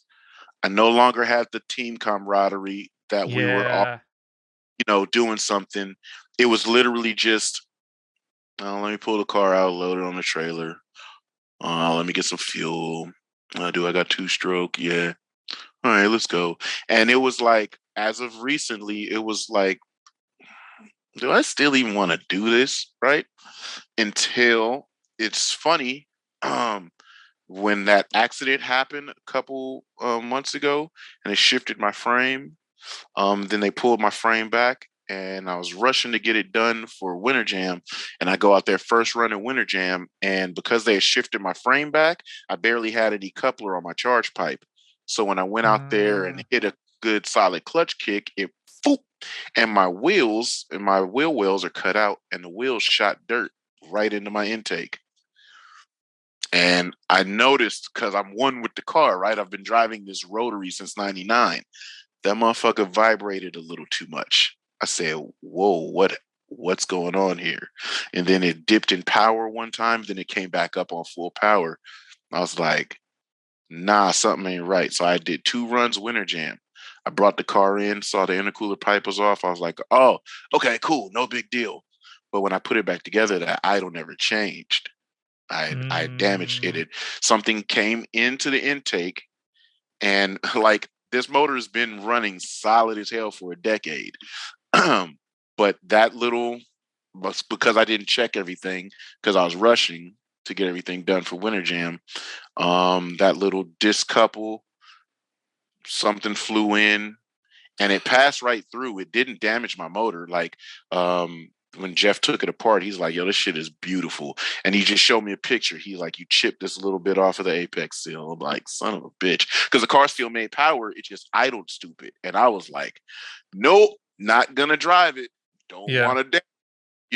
And Justin just moved to Utah, so I was down again. See how this works. I lost Will, didn't drive the car for years. Justin's in Utah. I'm like, I'm not driving back and forth to Utah. I'm mad old now, right? And so I'm like, damn, so I don't got no rotary help. Well, I got Jeff, but Jeff's really busy. And I'm like, and I just didn't know what I'd be opening up. I felt like, you think worst case scenario, this motor is going to be scored the fuck up. It's hard to find housings now. I'm not even going to drive it. So this is where it's funny where I kind of got reinvigorated. So I had all this footage because I was going to make a Winter Jam vlog, and I didn't make a Winter Jam vlog, but I still had all the footage.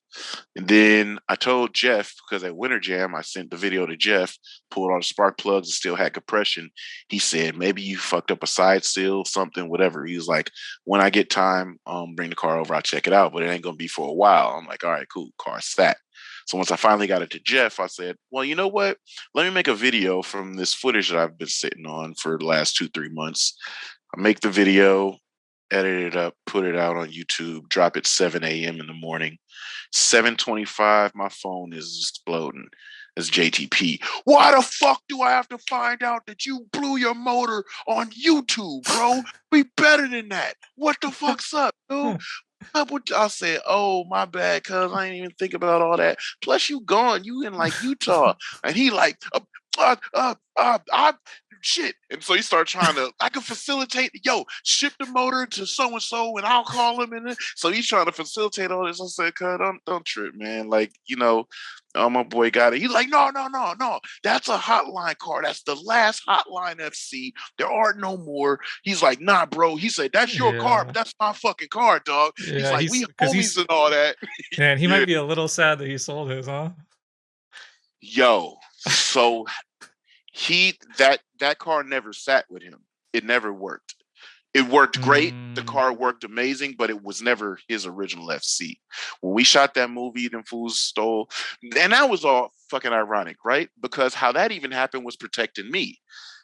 He Wait, what? left I my. don't know anything about this. Oh, okay. So we shot this fucking movie 200 miles per hour back in the day.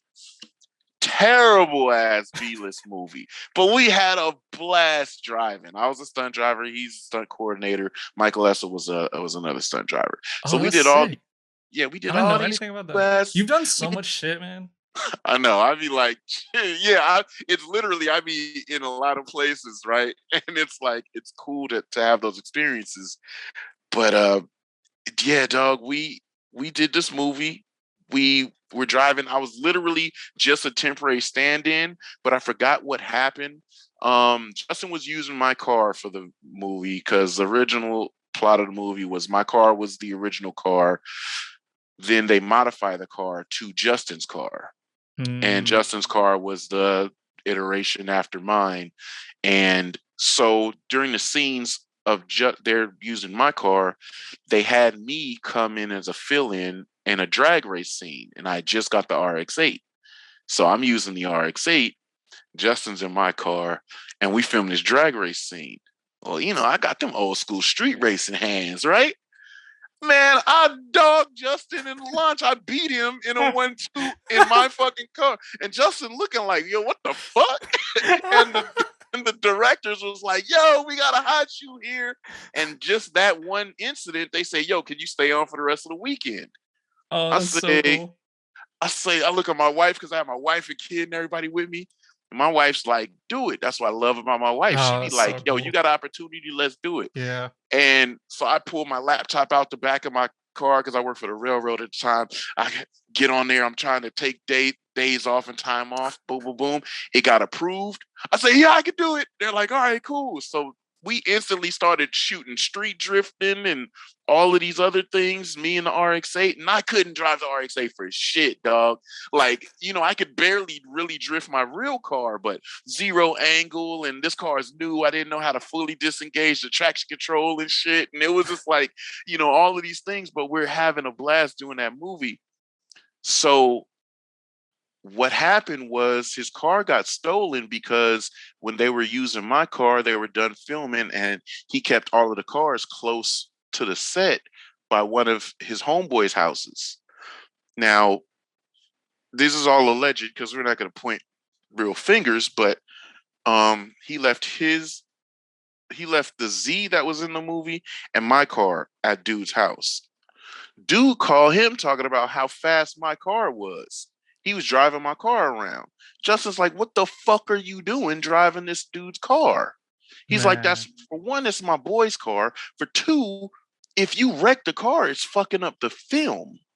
Yeah. So he takes his truck and trailer. So he drives it over there, leaves his truck and trailer, and he takes my car home. Like, this fucking dude driving my boy's car like this. He ain't getting no permission like that. Allegedly, as soon as he dropped his truck and trailer off, somehow his trailer gets stolen. His truck and trailer got stolen. So that's how the story goes. So there's this movie, everybody wants to clown about why the RX-7 turned into an S14 mid-film. That's Because the why. car got It's stolen. a low-budget movie, so they did their little CGI to, put the mix of the two, and that's what happened. But again, like Justin's always looked out for me, and he didn't think that was, gonna happen. And however it happened, we won't speculate. But yeah. My conspiracy brain says the dude was making comments just to get him to come grab your car Oh, and switch it out. there's things like that, or dude got mad because anybody that knows Justin is in your face. What the fuck are you doing? Type Yeah, person. he's a fiery dude. He is, yo, I've been yo. That's the I've been on the coolest other end thing. of that once. Oh, really? Yeah, Not Justin. like That's real the bad, but coolest thing about him, dude. Is when he love you and you his homie, everything's great. Like one of my boys, right? Um, he wanted Justin to work on his car or something, but Justin just wasn't feeling like it, right? We drive out there, and my boy's car had a problem, and Justin's like, "Fuck, yo!" And so he's like, "I got so many things to do." It was right before the FD season, so he's tearing yeah. down his car, trying to rebuild his shit. At this point, he's building Dave's Dodge powered 350Z, and he had my car. So he's doing all of these things, like running himself real thin. He did not want to work on my other homeboy's car. And so my homeboy's like, "Oh, well, I need to do this and that." And he's like, "Okay, you could use some tools. Don't work on this car in front of my shop," because Justin's original shop was on Normandy. It was in the blood hood, right? He don't want nobody knowing what's going on, but he had this front windows tinted. You couldn't see in the shop. And then my boy being a big bozo going out front, working on his car out front, Justin like, "Yo, didn't I fucking tell you? Like, what's wrong with you?" Right? So Yeah. he Drawing didn't. attention. Yeah, so he mad at dude, but then the problem that the car had was a big problem, and Justin's like, "I'm only gonna do this because you got my boy with you. Y'all gotta get home. This is like, you better have some money. I'm only gonna charge you this, but I want my money. I got you Yeah. covered." He do it, and dude didn't even have no money. Justin wouldn't have went really bad on him, but he went bad on him because he's like, "Yo, you came all the way out here on my boy's dime, and you don't have no fucking bread? Like, what kind of a man are you?" Anyway, so you know how Justin is. So all of that happened, and it just was like, it's so funny. I've seen people be on the scalding end of.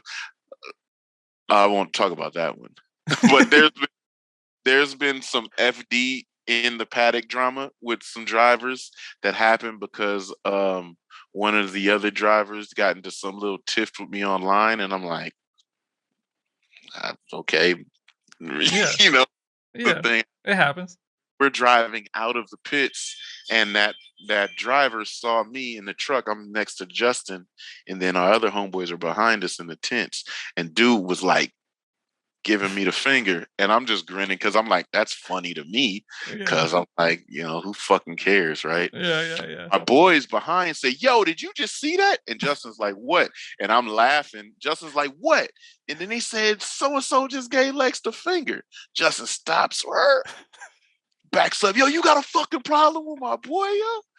And then dude says something about something, and Justin hopped out, ran over, got in blood face, and was on some umpire shit. Umpires, he argued in baseball. Oh, motherfucker.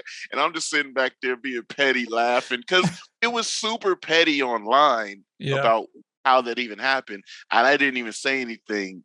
Funny dude just had a bad vibe. So I'm like, "Man, fuck you, little weirdo," you know? And so that shit, but yeah, Justin he's like you know, really blunt with shit. So how he probably scolded dude for driving my car, allegedly, things ended up a specific way. So once he lost that car, he was over it. He was over RX-7s. He was kind of thinking about different chassis.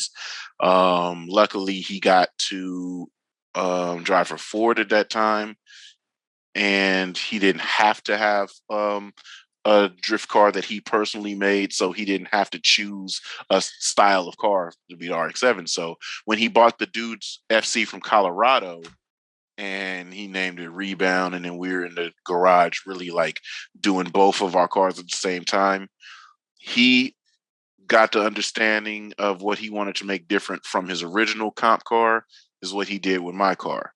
Then with my car, he got other ideas and made this other car. Then when he painted that green and all the other shit, he just felt like, yeah, this ain't the one though. He still had Yeah. fun with it, still a dope car, and he's literally whooping that car still. Yeah, it's But always at Grange getting beat on. Apple but Valley it just wasn't that, it wasn't that to him. wasn't the Um one. it wasn't the one. So it was just, yeah, when that car got took, that's how it got took. Then when we made my car really jam, then he made his car really jam. We had a blast doing our team stuff. Our other homeboy Darren had his V8 FC, and we was just ripping, like having a ton of fun. But Justin never held that other FC in a high regard. So when this car goes down and he's barking at me like, why do I have to find this out on the internet?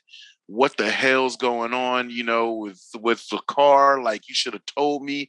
And then I'm like, but you in Utah though. And it's like, I am, but yo, let me. So he's got his hands in it, facilitating. Like, he's even calling Jeff. Jeff calling me like, "Hey, dude, like JTP's on me." I'm like, "Yeah, like this is our baby." You know what I mean? Like Yeah. this. This is the car we put a ton of time in, and it. Justin's even told people certain times. He's like, "I think the best setup FC in America is Lex's car," and so I've been super down on like, damn, all my homies are gone. Um, they all moved out of state.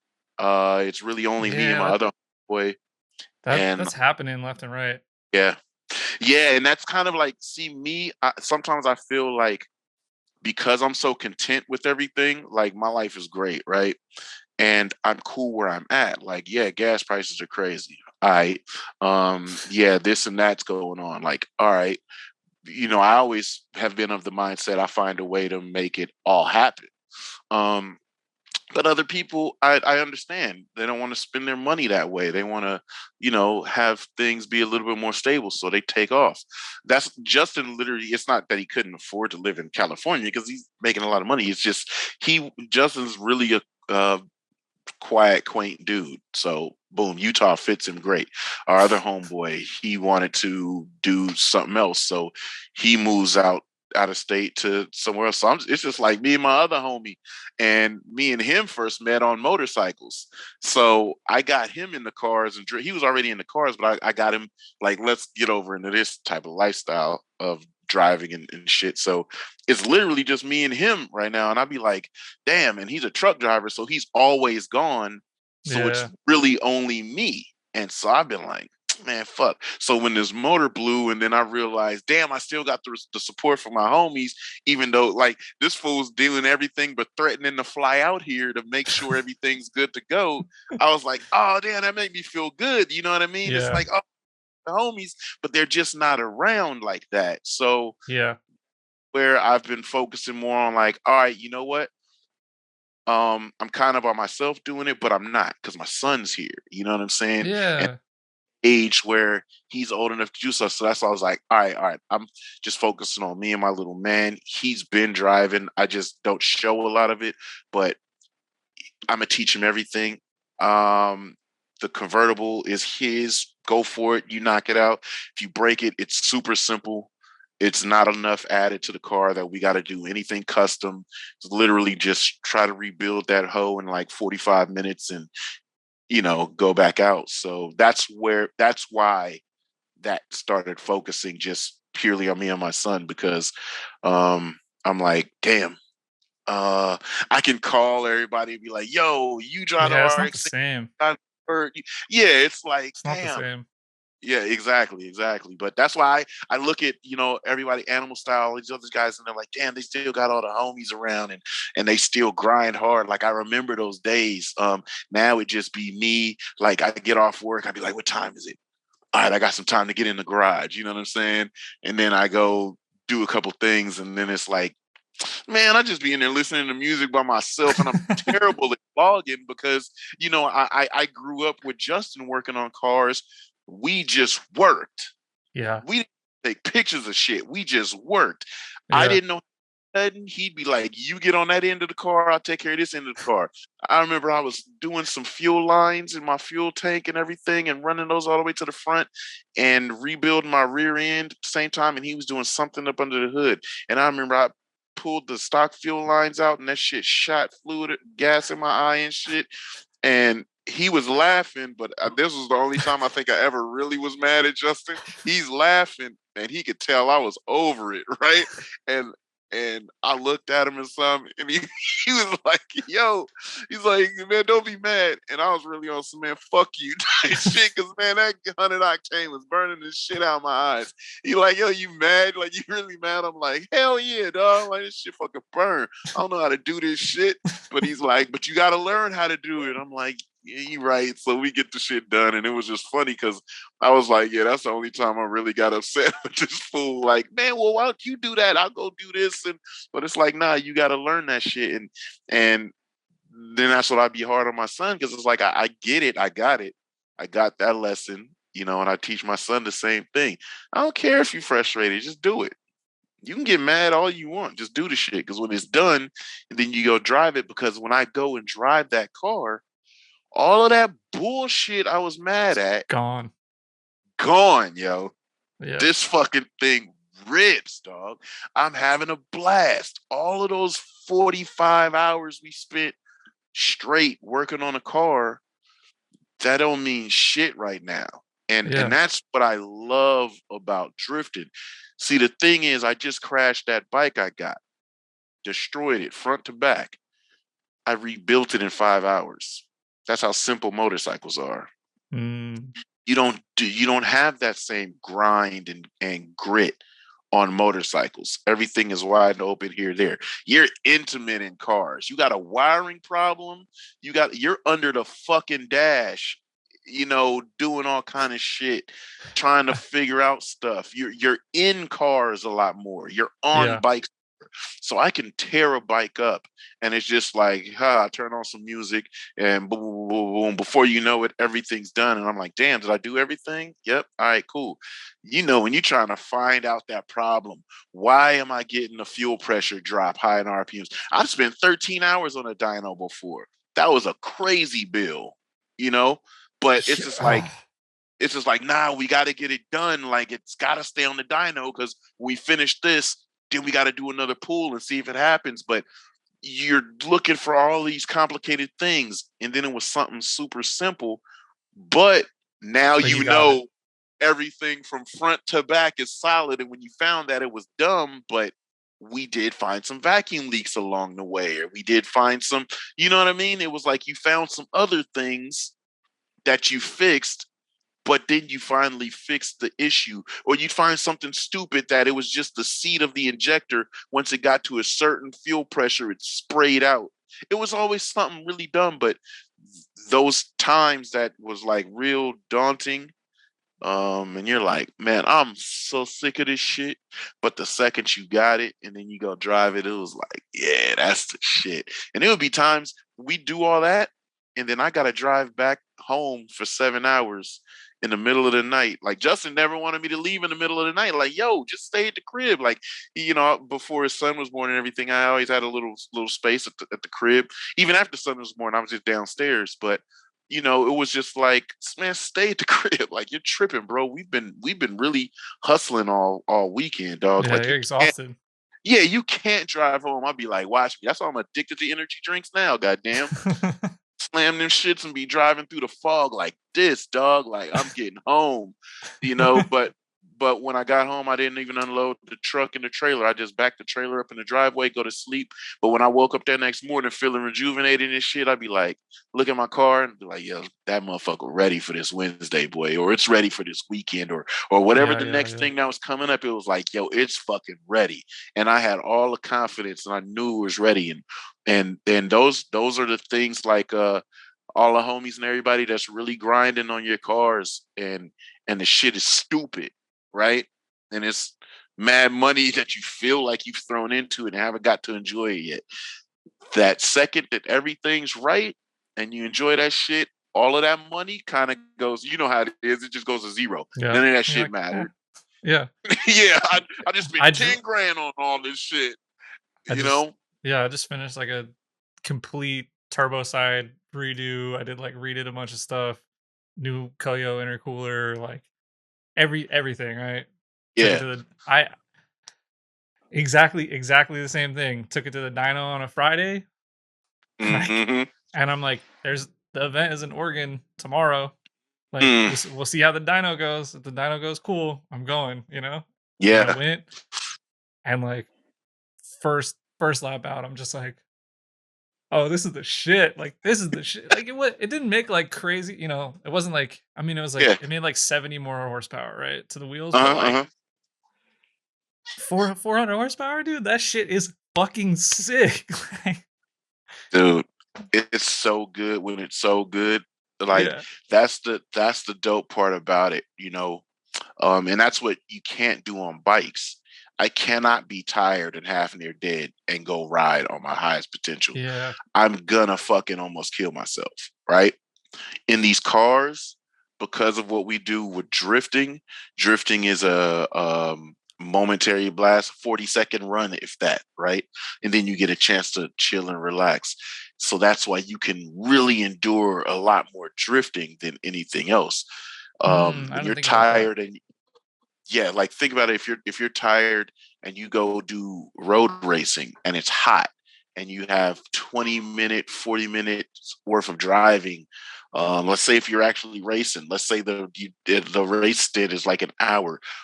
If you're really beat, it's really tough to do. Same thing with the motorcycles, 20-minute sessions at a time, 40-minute sessions. Oh yeah, and on a Dog, bike, it's crazy adrenaline. yeah, and your suit is pulling down on you and it's hot and you go around and all you want to do is crack your visor and get some fresh air because you're like, oh fuck. You want to unzip just a little bit of your suit. You want to unzip some of your sleeves to get some of that wind going. And in drifting, it's like, yo, I'm dog ass tired. It's hot as fuck. Are you ready? Ready? All right, baby, I'm ready. Have fucking fun, go crazy. And then you get back and you're like, hell yeah. You're no longer, you know what I mean? But you Yeah. don't have to deal with the endurance or the stress. That's why All Star Bash was so unique and cool. You go drive all day whenever you want on the track and off the track. You could just go in, go out whenever you were ready. And it's a blast. You could do 2 laps of drifting. Like 2 laps of pure drifting. You know your tires are gonna explode probably by the 3rd lap. So you kind of like, oh, I want to rip this section of Streets of Willow, right?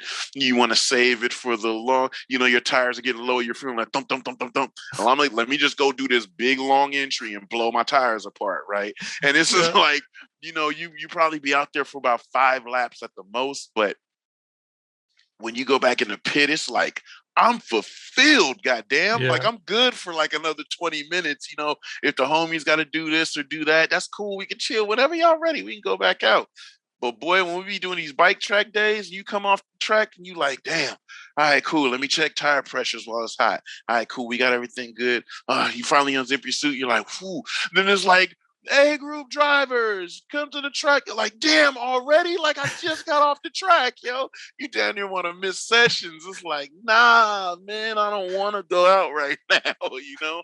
But I think that's the coolest thing. Like I can't wait to see like my son experience it because it's like I know it's like you wrapped a present. You know how cool this present is, the contents of this present. You're But he just hasn't waiting seen it for him yet. to open. Yeah, he ain't Yeah. seen it. You're just waiting for him to fucking open this shit. And it's like, yo, wait until you get in this shit. Wait until you get in your first crash. Wait until, you know what I mean? All of this shit happens. And Yeah. it's been dope that he's been able to be there and see. He saw that crash of Super D. And he was tripping out. He was super sad about it, but it's like, hey, we're fine, Yeah. right? Yeah. Yeah. Literally just push the door in. Yeah. Cool. The door closes. Look, I'm even gonna go back out and drive. We're still driving. When I get home, I'll replace the door. When the door gets replaced, rewrap. Boom, back out. Nobody knew what happened, but it's like, but hey, this is what these cars are about, right? They may take a hit because we're doing some of the most violent shit. If you fuck up, another guy fucks up. The fact is, something fucked up, and it's a handshake. We knew what we were getting into. Yeah. You fix your shit, I fix my shit. High fives, right? Yeah. Because you hate to be the one to make the party foul and get mad about something that we kind of know is an option, right? If we crash into each other, all right, unless you just did some real dumb lobby derp shit like your controller cut off type, you know what I mean? Yeah, those Unless those you ones did, those ones are hard to walk away from without feeling yeah. a certain way. Mm-hmm. And unless you have those, yo, it's all fair game, bro. Yep. And I think that's what makes it really cool, dog. Road race dudes will have a fit, throw helmets at each other, want to try and fight in the pits if they touch each other car to car, right? Really? Oh yeah, like they're so uncorked. Like, I mean, just think of just the F1 guys, right? You Yeah. see all stuff happen in F1. Fools are like, you did that. Oh, you should know better. He's classless. Well, motherfuckers crash drifting. It's like, you good? I'm good. You still all right? Can I? Well, no, unless you have the Osbo thing, and I felt Matt on that. I love the fact he was like, "Thanks, Osbo," because it's like Matt was in the mix trying to get busy, and you did a maneuver that didn't allow me to transition. Come on, son. Like, I know you didn't try to do it, but come on. It's like, yo, we're the top levels. You gonna make a rookie mistake like that, B, and total my shit? Come on, B. Like, I love that. But we understand that when that happens, it's really just I, you Yeah. know. Well, sometimes like in the heat of the moment, it's hard not to just you'll be mad and then you realize like why am I mad? But like for like a little bit, you'll be like, I'll boil Yeah, for a little bit sometimes, And I'm just like, yo, I've yeah, that's seen not. wild shit in the FD pits, my boy. Yeah, I've seen some possible sponsorship losing type shit in the FD pits, dog. I'm I've seen some sure. wild shit, um, but for the most part, it's literally like grassroots shit happens. Everybody goes their way, fix their shit, get back out on track. So I think the fact that my son loves drifting like he does, that kind of teaching him not to have that kind of an ego because you can't motorcycle guys. Oh, I'm the fastest. I'm fast. I'm faster than you. Hey, ha ha, and they'll go out and they'll do stuff. And if a guy's faster than them, they may have a chip on their shoulder about it. Grip guys, track day grip guys are a lot cooler than actual racing grip guys, but everybody's generally pretty cool. Um, and you just kind of see the tiers and attitude of people. But once you get to that real wheel to wheel stuff, guys really are rivals and things like that, then you start to see some interesting interactions and shit. So it gets cool. Like, I think the coolest part about the fact that I can grip, when I showed up, people when I first started showing up, people were looking like, "Aren't you a drifter though?" Like, Yeah. Fast forward, didn't you just set like a wild fast time at Sonoma and like the NA RX-8? for a slow Yeah. car. Yeah. Yeah. Yeah, I set for RX8s the records that I could find that have all the credible information and that had a transponder. I set a second and a half faster than that. And the RX8 that I'm What was the driving, time? 153.7, Yeah, and the that's fastest that's time was a quick, man. 154 some. It was and I like that it happened on a lap that I wasn't behind anybody. So I wasn't getting a tow, I wasn't getting a draft, none of that. It was a pure lap of mine blasting through there that I just figured it out. Because that's what, time attack is. You just figure out the fastest lap that you can do. The transponder validates that. That's your set time. If you could beat it, cool. If not, this time is set. So I got really close a couple of other laps, backing it up, beating the faster time from the other guy that had a more built car, wider tire, actual full road race tire, better suspension, and he had more power. The benefit that my car has is it doesn't have any power, so I'm just floored everywhere at all times, and I just manage my speed going into braking zones, and because I'm so comfortable if the car is loose and slides. I use that to my advantage. I'm not trying to drift, so I don't like do big sideways drifts. But as the car rotates, that points the nose at the corner exit easier, and then I just manage rolling on the throttle and it gathers the car and it goes really good. So me and that car have good relationship right now. It's no way I can make it faster because I don't want to make it turbo. Because if I turbo it, it puts me in a different class and it makes it unreliable. Yeah, you just So want to go have fun. If you want to drive the turbo yeah, car, you drive the FC. right, yeah. And the convertible. Like I was thinking, I'll take the convertible to a grip day and run that, and it's kind of got a drift alignment, but it's not as pure drift as the white car is, and let people be like, okay, you're all right. Wait, what's going on here? Because I think that's just super fun to be able to go out in these cars and kind of be known as a drifter. But Be I'm like, doing like, is that a root beer brown convertible FC? yeah, like They're what like, the hell's is going that on? did a convertible root beer brown convertible FC just pass me? That was yeah, right. Like that would be super fun. This guy with this Corvette, that was one of my crowning, like one of the most fun track days of Sonoma. I'm chasing this C6. Was it C7? No, it was a C6 Corvette. It was a Grand Sport, but he had all this aero on it, and just any Corvette is going to be faster than the RX-8. But dude, I was really huffing for it, man, and I would see dude, and I'm getting close. It took me like 7 laps out of the 10 laps I was able to do in the session. It took me 7 laps to get on this bumper. And when I saw him, I said, I want that guy. And I was running for it. But dude came over, we were talking, and he said he kept looking up because I always turn my headlights on and they're yellow. He said he kept looking in his rear view every straightaway, and he said, why the fuck can I still see this car? But when we go through section of turns, that's where I shine and Yeah, I'd be closer. And he's like, why is it getting closer? But on the straightaway, he's out on me. And that kind of yeah. gives him a confidence, like, oh, I got out on him. But then we come through another section of turns. Holy shit, he's right there. And that was so funny to hear him say that because once I had eventually got to him and he was really trying to stay in front. And as I came around him on the inside of turn 10, as I'm like, Oh, you got him yes, on because turn I 10? yeah, dog. Oh, that one's yeah, yeah. We were jamming and I pulled right in on him behind him in turn 9. And because I was right there, I don't know if he tried to push it further and he tried to push it further. And at the point where I was like, nah, he's bugging. And I go to turn in, I'm turning in, he still hadn't turned in. So then I saw his wheels turn and he kind of was understeering, but you could see he was going to stay on the track. So I said, yeah, I really made that pass happen.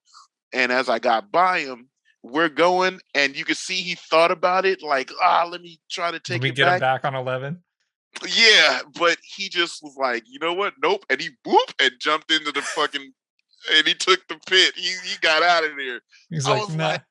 yeah, because I wanted to still battle because I'm like, I Yeah. know he's gonna get around me, and then I want to get back by him because I've had some battles like that with guys where they're like, they're not giving it up. They come back up on the inside or the outside on turn 11 and just muscle me down the straight. But Yeah. man, when we come up that hill, it's all balls and how long you gonna stay floored. I'm gonna stay floored longer. This car ain't gonna do nothing to me. We come up over that hill and I get him on inside of turn 2 and I get around them, go up 3, 4, 5, 6. By then, when we come down 6, Yeah. and I See got you like later. 7 cars on them, they Yeah. can't get me no more, you know? So I thought that's what that was going to be, but it was so late in the session.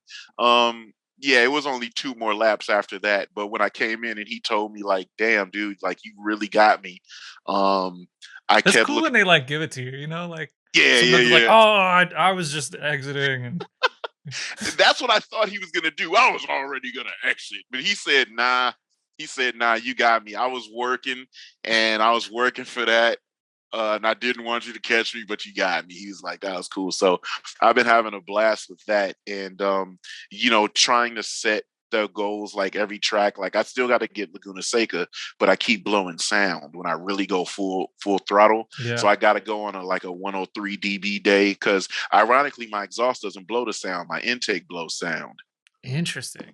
that little motherfucker be humming. What? It's hella loud up front. So my intake blow sound on the DB days, that's under 98 dBs. So I got to Gotcha. get those 103s so I can go flat out and see if I can get that lap record. So if I can get that lap record at Laguna Seca, I'll be happy. Thunder Hill's kind of just so flat out. I'm not interested in getting the lap record. It's just like, dog, it's big. Dude, I felt so inadequate at Thunder Hill with that RX-8. It didn't matter what I did. Anything came by me. Only thing I was battling was Miatas. I'm talking about I come down the straight and I'm moving and I look in the rear view, or I have that monitor that I have the rear view camera as my, I look in that camera and I saw a car coming out of turn 15 and it was a AMG GT. He was hauling ass. And I'm like, I'm almost coming up to the flag tower to start finish. And I looked and I said, this son of a bitch, he wants to pass. I was like, God damn, if he gets me in turn 1 and he's way back there like that, I was like, I'm giving it up. He could have that because I don't want him dive bombing me on turn 1. Like that's Yeah, gonna, no. Yeah, you know no. what I mean? No. But dude, as soon as I popped out past that pit wall, I looked to the left, his brakes was on fire. I'm talking about Gran Turismo moment. He was on it. He committed to it. So when I saw him, he probably committed like, I want that position. Dude, and he's dirt, and his brakes was on fire. And I said, God damn, that fool got that shit. And he went up the inside and I stayed on it. And he got on the throttle and was sideways. I was like, ooh, that's a fucking man right there. You know what I mean? But my car is just it's like a sitting duck in tracks like that. So that's why I really like Laguna and I really like Sonoma, because there's really no way for you to really muscle me out. You had to did some work in them turns to, you know, be up on me like that. So I think I'm just gonna have to build something different for a track like that if I really care to do that, or just change my rear alignment and take my FC out there. Then it'll be like, fool, do something now. Yeah. Yep. Yeah. Yeah, I don't think they want anything with the FC. I They'll mean, probably black flag the shit out of me. It's so fucking loud. I'll be like, yeah. you blowing sound. Yeah. I wonder I wonder if like I don't know. So now you're doing like grip and drift sometimes. Seems like you're doing more grip days than drifting. Is that the case? Only because I was in that slump that I Yeah. didn't have the homies with me. But I'm kind of back on my bullshit. So I'm kind of reinvigorated and happy about it. I got to brush up on my like, you know how it is. Like, it's like I could still drift at a high level, but I just haven't been in the seat as Oh yeah, frequently. you Even on the gotta Sims. Yeah, even on the if Sims I haven't been if drifting, you you take a know. long break, it's like a full day to get back to where you were at. Mhm. Mhm. That's why like when I've taken a long break, I like to do a 2-day event. And the first day, I'm just like mad at myself. I'm like, what am I doing? Like I can't chase. Like Yeah. like where did it go? And then like by like halfway through day 2, you're like, okay, I'm back to where I was. Like Yeah. I would say Yeah. like if you take like a 3-4 month break, like just expect. I don't know. Mhm. It's like Mhm. And that's kind of where I'm at. So I'm like, I'm gonna take myself all the way to ground zero, start again. Kind of because I took a 2-year hiatus before Super D. And you was that guys the got me was that the driving like that. was that the When the comp car was all black. that you got second when you were Mhm. battling Julian? Yeah. Mhm. Mhm. Dude, those You guys battles got were me driving like that. sick. Those But battles it were was so cool sick. though. It was so cool because the last time I drove with Julian was when he was in Pro Am. Yeah. And And that was like um what, 2009, 2011 and 2010? 2011. Yeah, it was Yeah. 2010 and 11 because he was out Yeah. of there at 11. Won his shit. So yeah, that was literally kind of like the last time that we had drove together. Then we drove together when he was driving Kato's 14, doing the Sonoma demos, and that was kind of cool. But I was super familiar with Sonoma, you know. But it was the Super D that got me like driving with a style, because I've always been able Mm, to drive, but not with flair. Like, okay. being very honest, that how I drove, it was very fucking cookie cutter. It was very go in and drifting pretty fast, but it wasn't like boom bang. You know what I mean? It wasn't Yeah. that that flair. So when we all did Super D, I was like, the point of this shit is to be cool, bro. It's not fuck all of, you know what I mean? Like all of the extra. Let me be a professional, clean driver. No, because the freedom of the layout was that you didn't have to drive like a fucking robot. You could do inner how you wanted, have a blast with it. So, like, that energy bled off on me, and I was like, "Oh, this is sick. This is how we're gonna get down." And then I was also coming because I do that and then fly out to whatever FD round. You'd be like, "Justin, I fucking got podium, boy. You better do it this round." And so I got to play with him like that, and then we would get like top qualifiers and shit. But man, we had a tough rival that year. But it was that kind of shit. I was hyped, like that was like dope driving, and that made me appreciate the style of driving that you guys did, and that a lot of the scene was developing, because at that point in time it was high grip rear ends and a lot of really aggressive movements instead of me just gliding around tracks and shit. So it was really cool. I got to develop a style and shit. So now it's like, okay, I got that in my arsenal, my repertoire. It just depends on the track, at the flow, how I deem it to be suitable for me to drive in my setup in my car. So I kind of learned the tire pressure thing because I always drove on all season rears. But now, like before I put the car down at the end of this last season, I was like, I kind of outgrew the all season rears because everybody is running such a high grip rear tire. Yeah, it's Like crazy. I drove with Austin right before I put the car up, and it was like I could close because my car was so fast, but on initial movements they were like making a gap on me, and I'm like, this is it for this all season rear end shit. Like the all seasons worked good with a low tire pressure, they worked good, but when you came against a very grippy car, I would get jammed on and I'd have to close later on. So I want to work on now just the element of being right there, both tandem entry, and sticking there without having to close and then get there and deal with the closing speed and then mimic from there. I want to be able to just that's why I got a stack of the 660s in the garage. I'm like, I'm going all the way with it when I come back. So Yeah, I'm those are wild. yeah, they're Those they're those they're are wild axle in the breakers. rear. Yeah. Speaking of axle breakers, man, you are a heartbreaker. Every time I be like, yeah, I'm get to watch Palmer drive. Brah! Yeah. Ah. You have sorted yet? Yeah, I did. Yeah. Okay. I okay, so yeah, you were judging the amateur Yeah. drift series. The first time I did get to borrow a diff and I got to run. The second Mm. time didn't get so lucky, but yeah, That was like, I found out it's so like my old setup, I had like a really small turbo E85 and it was just super torquey, surge. Yeah. short gearing. And then the other thing is I was playing a lot of Aceto, and in Aceto I was like dropping the clutch really fast. And Mm-hmm. so like I brought that same like muscle memory to my Yeah. regular car, and it just I once I figured out, okay, you're driving like you do in Aceto, just stop doing that in Aceto and you'll stop doing it in your car. That helped. Also, I needed like axle spacers, and I had stock subframe bushings in the car. I had like it wasn't really well set, like I thought it was set up well, but it like wasn't. Yeah. People were like, "What? That's how you have your car?" Like it's like, Yeah. "Oh, I have no idea what I'm doing, I guess." So like Right. once I got like the subframe bushings and the axle spacers, like it's been cool. And that's what I kind of what I tell my son. Since he drives like that on those. We be fucking banging it. I'd be like, yo, you can't do that in these real cars, right? Because Yeah. that's something that it's funny that you say that. That's something that I do.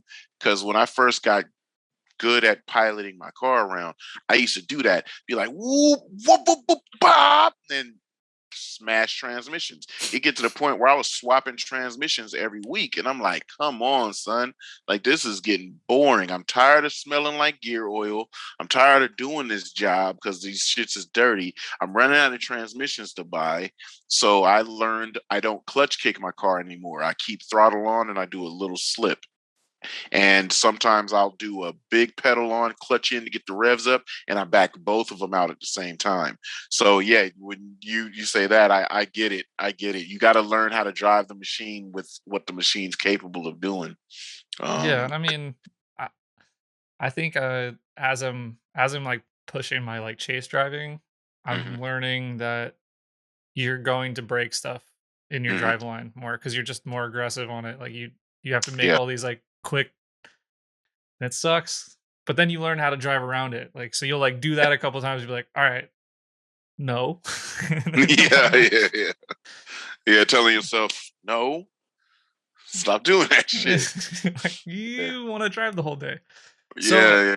I know there was like a point where I was seeing like on IG that you're playing like Gran Turismo and like Sims like nonstop. Like, do you at what point did that start? And did you see like I mean it's obvious that that has helped.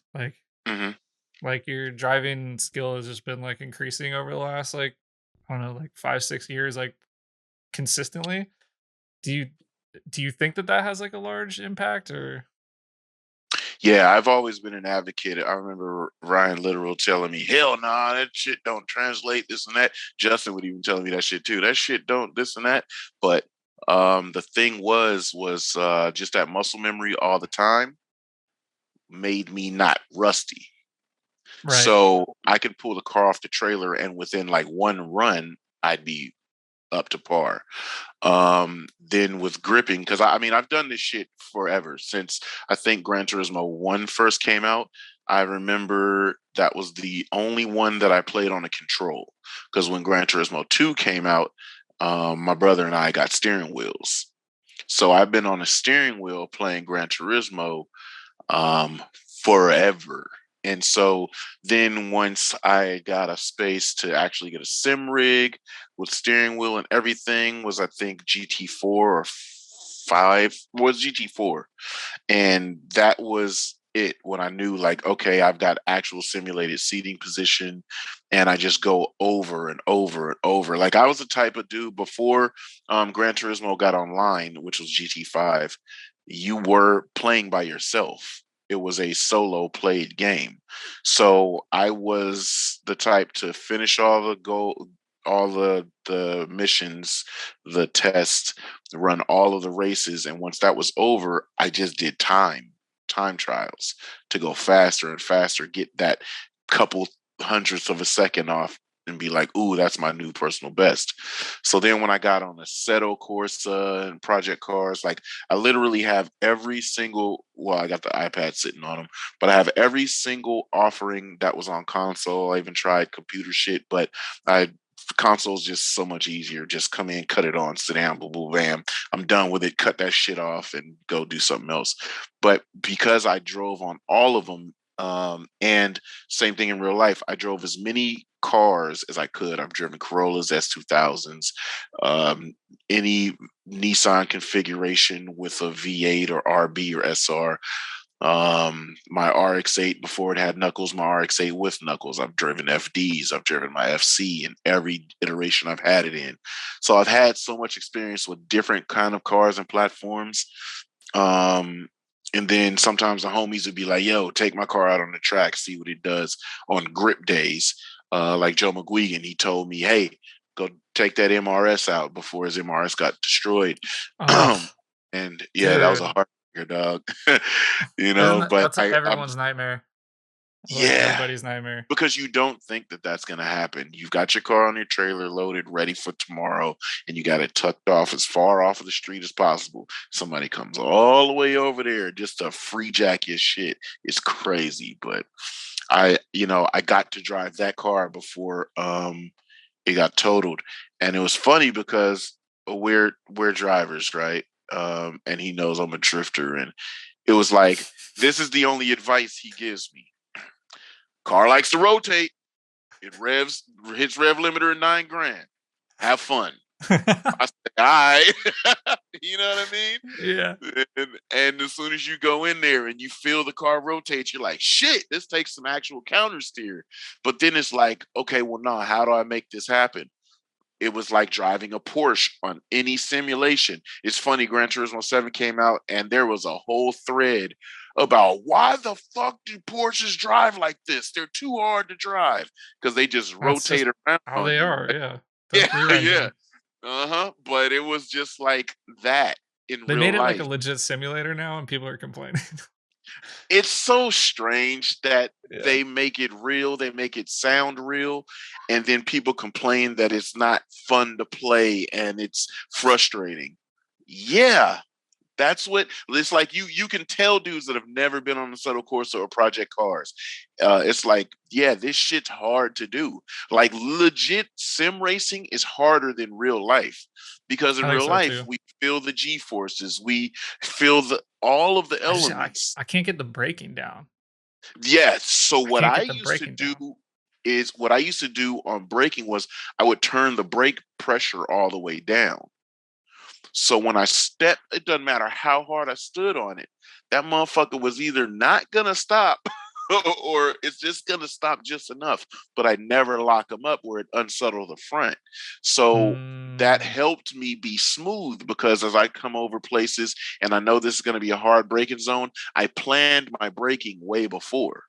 So it would be so much smoother in on the brakes and then my release as I come around the corner and it wouldn't unsettle the car. So because I've spent so much time on these sims, like like it would be great. Like if my wife is home for the day and the kids are playing with her and I'm like, all right, let me sneak in here into my game room, close the door and be like just in it and just putting in like 12 hours at a time. And it's funny, I look at this back window and be like, damn, it's dark already. But last time I looked, the sun was just coming up, but I get to spend so much time driving that sometimes I feel like it's a cheat.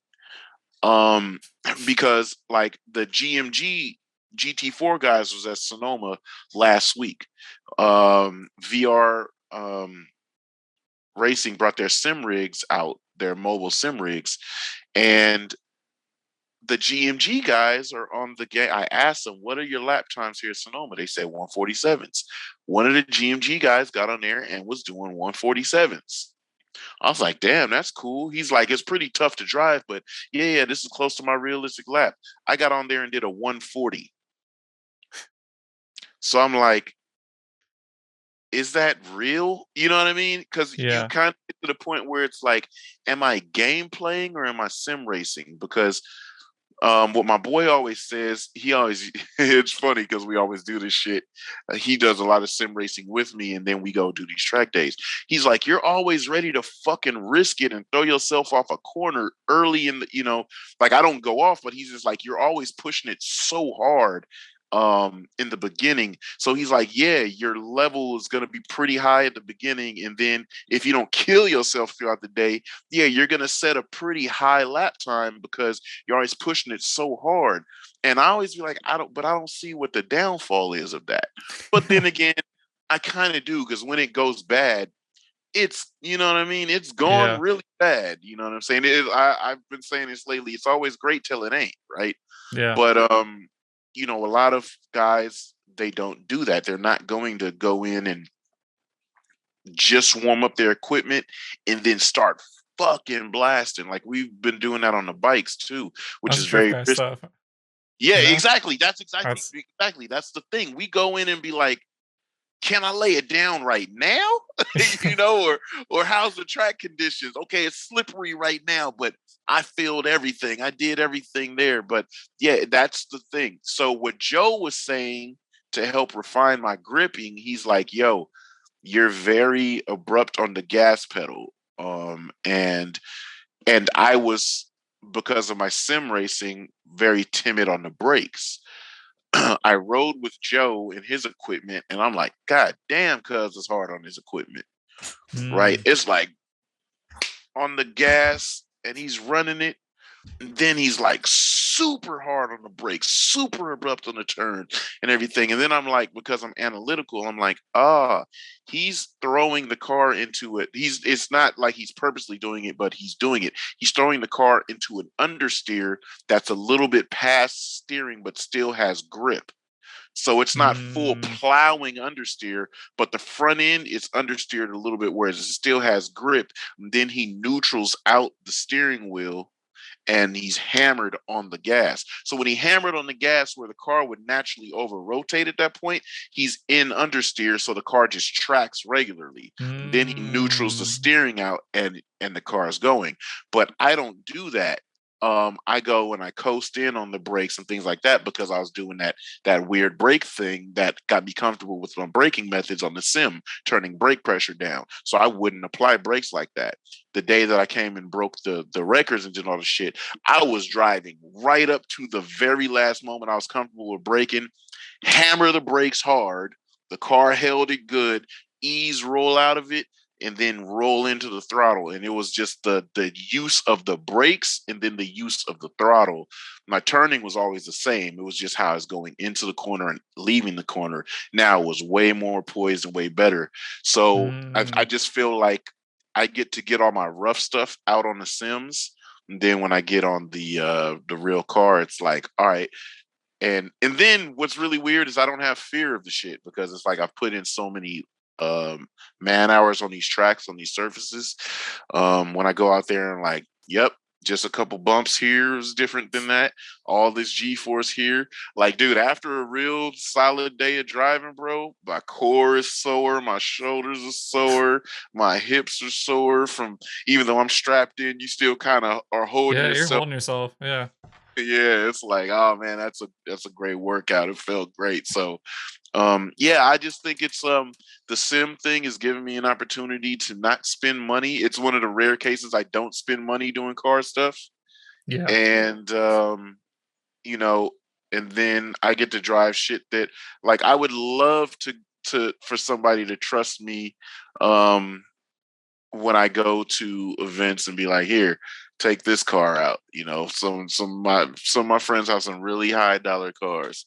I would love to take out some McLarens and stuff and really push it. But you have things that happen like people crash and they can crash into you. Yeah. It wasn't your problem or fault, but that don't make the man feel better that car got ran into. Like the guy that ripped my doors off of my car in the RX-8.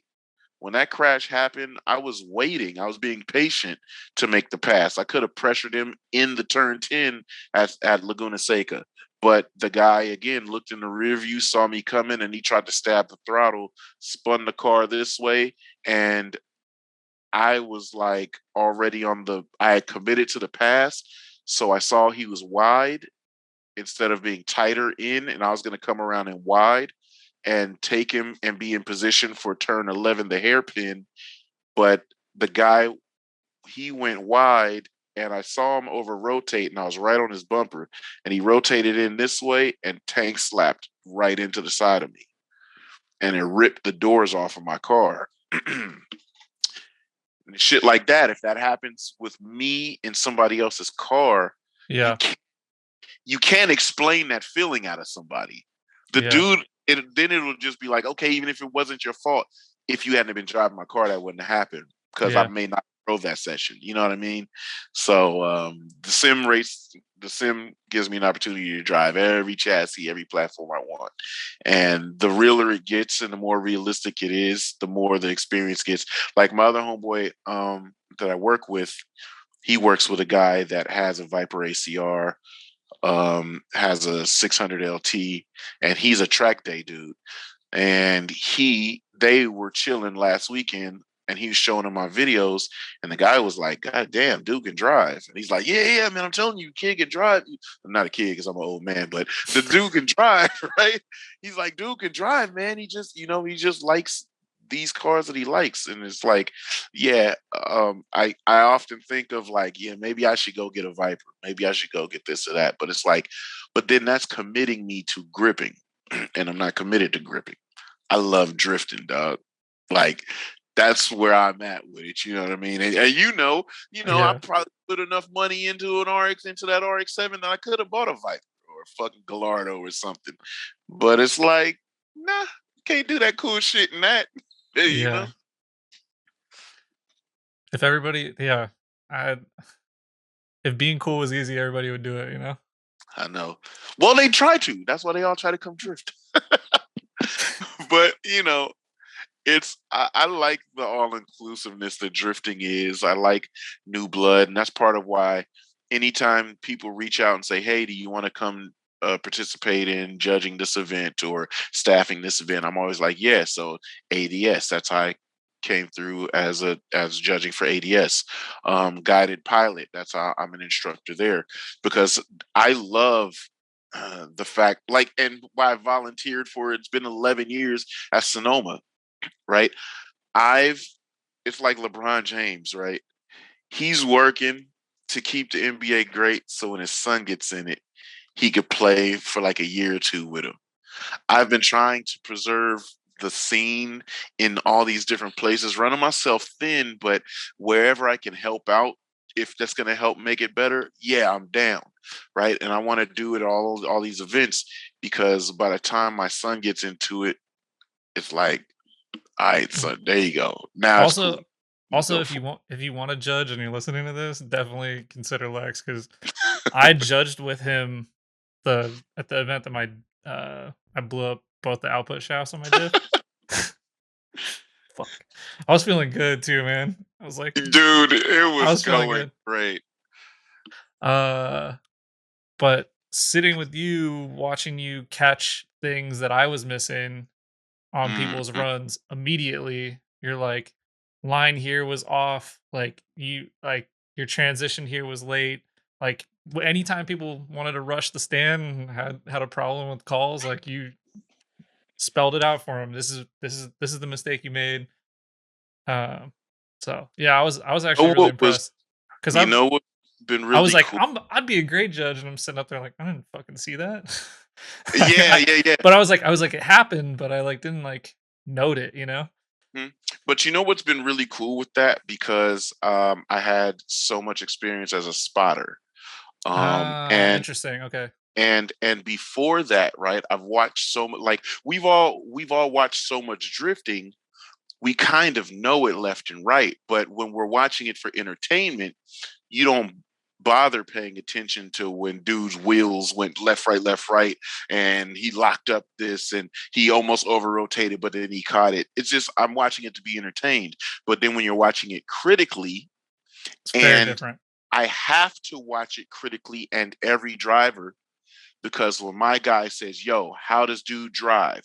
And I say, "Oh, he does this, that, and this. But what I need you to do is press here, back off here, and then press here." Oh, matter of fact, hey, yo, go run and see what tires he has on. He has these tires on. Oh, in that case, scratch that. He drives like this. I need to know everything he does, all of his tactics, everything that he thinks he might do. I have to watch that because I need to give him that information because he's going to trust every single fucking thing I said. And if I go out there and it's way different, I need to give him everything that'll happen. If it's way different, he's gonna be looking at me like, "Come on, cuz you ain't telling me about that." And then I have to do all of that and then look at the judges and watch the judges and see what they're thinking. I have to anticipate and think all of that. So, dude, stressful. Being a driver as a spotter for your fucking homeboy is the worst position ever. I'm talking about my heart beating out my chest. I didn't sit down for 8 hours. I'm standing up the whole time, nervous, rocking. When I realized that I was doing that, I said, "Yo, what the hell, bro? I'm probably more nervous than he is at the line." So then when I come do the stuff with you guys either judging or whatever, like for Winter Jam, when I'm up there and Ryan Latain and them say, "Yo, jump on the mic and do this and that," then they were like, "God damn, son, you want to take Deanda's job?" And I'm like, "Nah, nah, nah, nah, nah." Like I'll mirror him, I'll work with him because they were saying that at Winter Jam. They're like, "Look, this is the second year in a row that we're telling you you need to do this," Shots and I'm fired, like, huh? "Yo, they were joking, but they weren't joking, right?" Because Brian was like, he was telling Ryan Latane, like, nah, Lexus is like, watch. And he was kind of like, no, watch how he does this. And when there's downtime or If you took Ryan Sage's commentary spot in FD, I'd watch FD. I'm telling well, you, so here's what's interesting, because I Ryan Sage, can't watch it. I'm gonna say it, dude. I've been holding this one in for so long. Like, I can't do it, man. Like, bro, and I know they're now like, would oh, be a he's the great guy time. that's talking to people who like don't really know, Yeah. but it's like, but that's great. But when you're explaining things wrong, Yeah, yeah, yeah. you're not teaching this like young generation that knows only FD, and like you're explaining like e-brake makes the cars go faster and And that's what Lantane was saying. He was like, yo, because you're a driver, because you were a spotter, because you sat in on all of the drivers' meetings for this long, you know what we're looking for, and you know how to explain the track. Because there's a point in time when we're going up over Summer Jam and there was a delay, and I'm telling people, I was like, okay, so as you're driving, you're coming up about 65, 70 miles an hour. When you enter, you don't see anything but y'all in the stands as you come up that hill. You don't see where the track is, you don't see anything. As you crest that hill, the car goes light, blah blah blah. So I'm explaining and all if these you things. lift, Yeah, because you if you can't see lift, you're anything. going out. Yeah, so Yeah. I explain all of that stuff, and that's where Brian was like, "Nah, kid, you really have that, and it's not stupid banter. It's like, when we make jokes, we make our jokes, but it's all these things straight up. I'll joke about a driver, about things that snap because I know them personally or things like that, and it's just like, nah, that was great. And so when he was telling him, he's like, nah, watch. So then when Ryan Latane was like, nah, seriously, because that was when we learned that Ryan Sage was going to be president, and they ain't having the president sit next to Deanda. I just So do it, man. I'd watch. yeah, they were. You got my vote. I was like, I'll do pro too, Just do but the whole thing, man. I would really like, because it's tough though, right? It Like is what Jared Deanda does with all I'll that give him talking. credit. I'll give him Yeah, credit because I was like, man, I can do that. Like, what is he it's even tough, talking about, ain't it? dude? Yeah, I've done Dude, like comment. sponsors rolling off, the sponsors for the event rolling Yeah, off, sponsors for the driver, just knowing all that in your yeah. head. Like, that's Remembering a lot everyone's of, name. yeah, their name. Remembering like, but Dude, it's yeah. tough, bro. They gotta figure out some like they need like a data person that like like in basketball they're like it's been 65 games since Yeah, whoever has scored this yeah, many yeah, yeah. points in the fourth quarter. It's like that shit's interesting, and like they just don't like FD does not have that. Like it's been, oh, let me know the odds on like how many times has this person won versus each Dude, other or that's whatever. like Dan Burkett, right? It's been this long since Dan Burkett's made it out of the top 32. He actually made it out of the top 32 with a decidable win versus Dean Carney. Oh my God, right? That would Yeah, have been funny info, but yeah, yeah, it's yeah, yeah, it's yeah. just some things like that would make the commentary cool. But yeah, it's I love helping out, and like if at any point in time they were like, yo, we really want to extend you this offer, it would be, I would like to do it. I would like to mirror Deanda, be side by side, bounce shit off of him, bounce that kind of information off of him, but let him take the reins as he does and Yeah, learn. let him do all the business Mhm, stuff and be mhm. silly, and like you're funny, dude. I know, and you can talk, so like Right. I there's think that. that would be cool, but currently at the moment, I like the instructor side at Guided Pilot, because it's like, what we're doing at Guided Pilot is, some guys that can already drift, right? But maybe they paid for the instructor training, which is a little bit more tailored. And then when I did the previous instructor side at Bay Area Drifting, most of those guys didn't know how to drift. So this is so much easier, because it's like, it's really See, hard to tell a guy like, yo, trust me, when you do this, you want to do this and then do this. And then they're going to be like, "Merm," and their hands are going to stay stiff on the wheels, the car rotating, and they're not going to listen to shit you saying, versus a guy I that kind of already knows how to, you know what I mean? I taught at Fruch's driving school. Hmm. The group on special, dude. So Oh yeah, you didn't know who you're getting. Sometimes it was like a bunch of girls for someone's birthday. That was right. actually that was Yeah. pretty cool. And then then you got like the gang of autocrossers that are just like don't listen to anything. They just want to like try and do it in the car. Yeah, And then and it's tough. Yeah. me and Will got fucked up playing like N64. We were battling. We were like playing Mario Kart for beers in the hotel Oh, room really? one of the nights, and then the next day it was Straight like, sloshed. what Yeah, was it's super cool with guided pilot because we kind of had a format that we thought we were going to work out of in planning, but when we got there, I was like, man, I got these dudes. Like, let me come here. yeah I was watching you this night, and they're kind of looking like, oh shit, he was watching everybody. It's like, yeah, because I'm trained to watch drifting from every single person. And so I can give detailed feedback. It doesn't matter how many of y'all it is. I'm trained to watch a field of 34, 37 drivers yeah. and know how How each how long did you do the spotting? 4 years. Yeah, 4 years, dude. For the my homie was in a rough position. He had his own program. He said, yo, I know nobody's watched more drifting than you. You know of all these guys from yeah. different that Also, are coming. if you're not gonna be the one to do the commentary, someone needs to grab you up as a spotter. Yeah, spotter stuff And was pay cool. you better I pay just top think fucking dollar 'cause it's you know worth what it. I'm saying? Yeah, It was just really tough doing the spotting with my brother. You know what I'm yeah. saying? When I'm doing that with my homeboy that I know how much he's working hard for it and I've got It the nerve hurts. connection. Yeah, like when Yeah. we do great and get top 1, top 2, top 10 in qualifying, it's like, all right, cool. But when I know personally when we go in and then something goes wrong and I know that you're going to be mad because of how much work we've put in and then it didn't work out, and it's like that's my brother. I'm gonna be like, ah, fuck. And it's a long walk down from that spotter tower down to your pits. You know what I'm saying? And I just get to walk in, I turn my radio off because you know what I'm saying? It's like I didn't want to get there quicker. I'm gonna take a walk. When you walk from the top of Road Atlanta all the way down to that pit down there, that's a long fucking walk. But this is like you just want to do that because it's like, man, I know the vibe's gonna be off, you know, because Yeah. he's in work, he's in grind mode.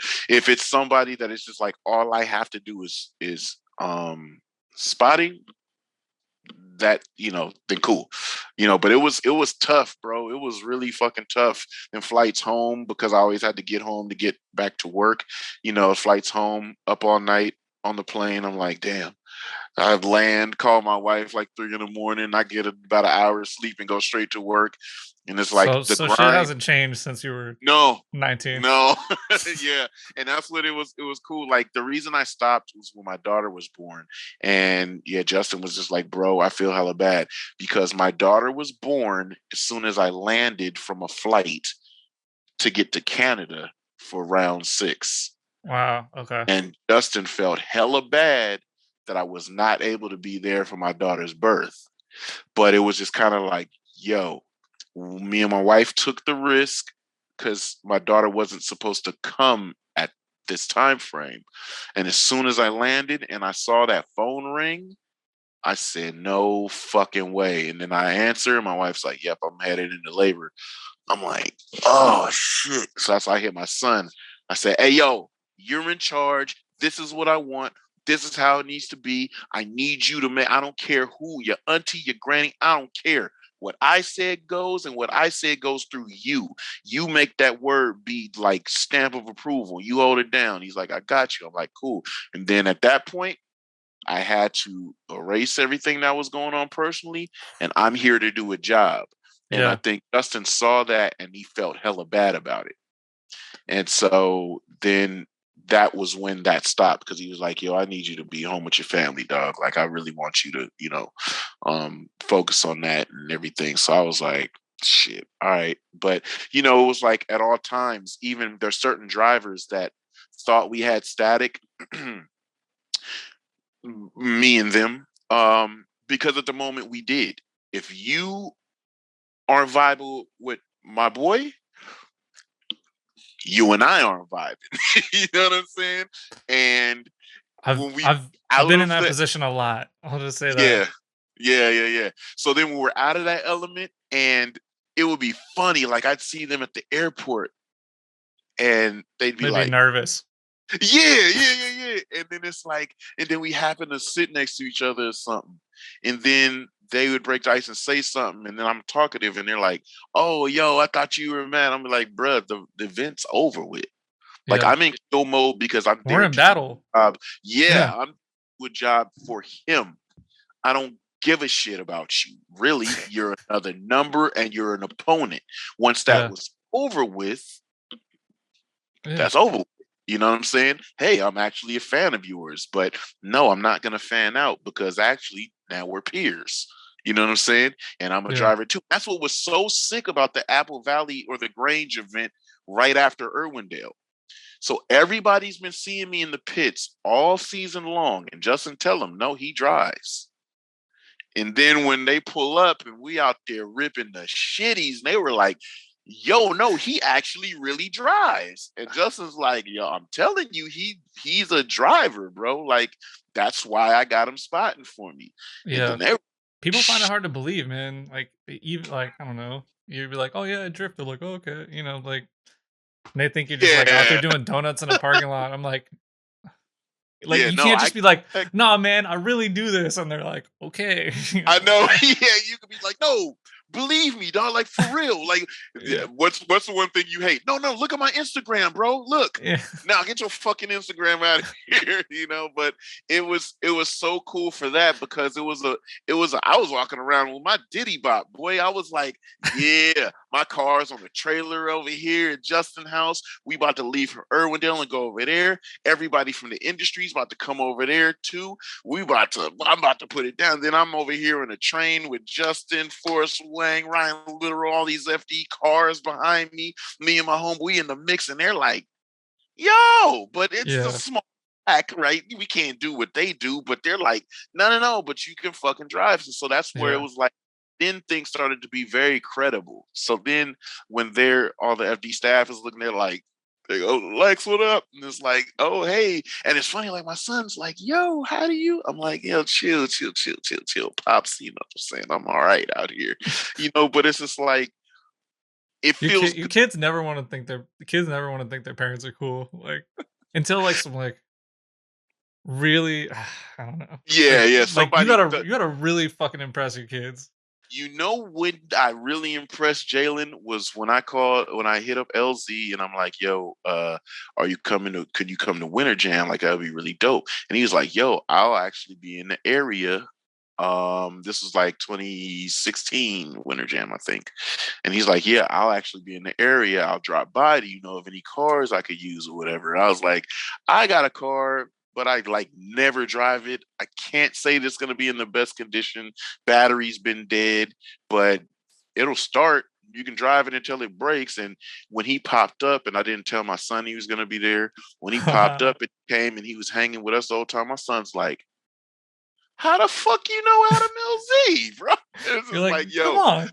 yeah, but no, I had to tell my son. I was like, the internet, cuz like I'm holding something in my hand that I have access to people if they can get notification and respond. If they respond, it's an easy thing called a conversation. We've been doing this shit for hundreds of years, right? Yeah. Super wreck. And that was like the moment where my son was like, damn, that's cool. Like, I had to tell my son, it's like, yo, but people know, kind of know you. So when you're walking around FD pits and other events and things like that, I was like, all of your friends on Instagram follow these people. I was like, but you get to interact with these people and Yeah. and know who Well, you are. yeah, he's gonna be the plug.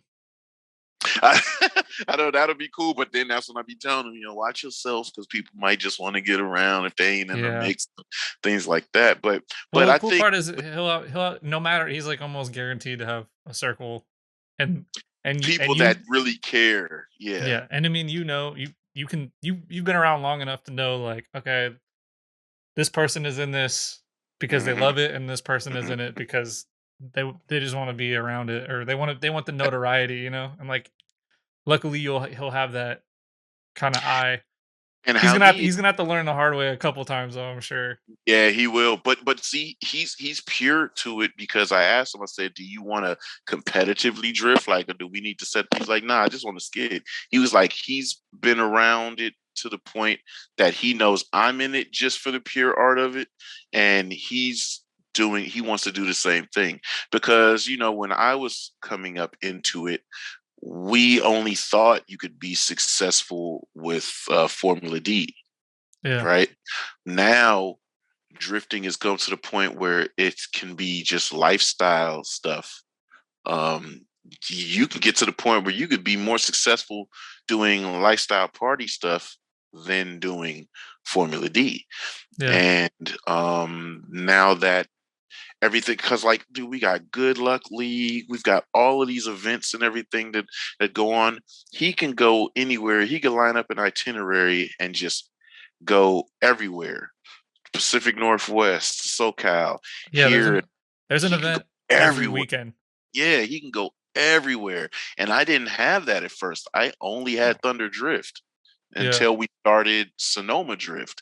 And then when I was like, you know what, let me just really spend this money and go to SoCal and things like that. So now he's like, you got a truck and a trailer that doesn't hold up the household because I got other trucks. So it's like, if you take that, go, matter of fact, I'll come with you, forget about it. Let's go do stuff. But um, I think it's just going to be really cool. The scene is flourishing, and it's kind of gotten up to the point where it's you got your pick at stuff. If it's these kind of people that go there, and you can just say, you know what, I'm not going to that event. I'm gonna go over here and go You have chill. options. Yeah. Tons of them, and I think that's cool. So, that's why I volunteer and help out a lot, because I like all of these events. I like all new drivers to be good, because it's like, why wouldn't you want every driver to be good, right? Yeah. Because then drifting safer, and drifting gets way cooler, because then when everybody's good, then the cars look good and they have good style, and you just jump right in. I remember the days where it's like, I'm not driving with none of them. I'm only driving with them. And now it's like you can just jump in with a mix of guys. If everybody's cool, thumbs up in the lineup, you can have a blast with everybody and pretty much not worry about your own equipment being messed up. So I think that's super dope. I'm glad to, because there's so many dudes I hate that they sold their drift cars and they're out of drifting. And it's like, why you do that? Like, Yeah. you can do this as an old dude, man. It's I just, know. I don't want it to go away. yeah, I'm playing. I mean, I'm not good at chess, but I'm playing checkers to like set yeah. myself up so I can keep doing this long term. Yeah, now you're doing it right. Get a nice little simple trailer set up like you got a nice reliable vehicle to take you to events that you want to go to, and your car's not set up too crazy to make it be like, oh my God, I gotta spend this much this weekend. It's kind of just like, man, give me a couple tires, take a gas and some tools, and man, we out, you know. Yeah, keep it simple.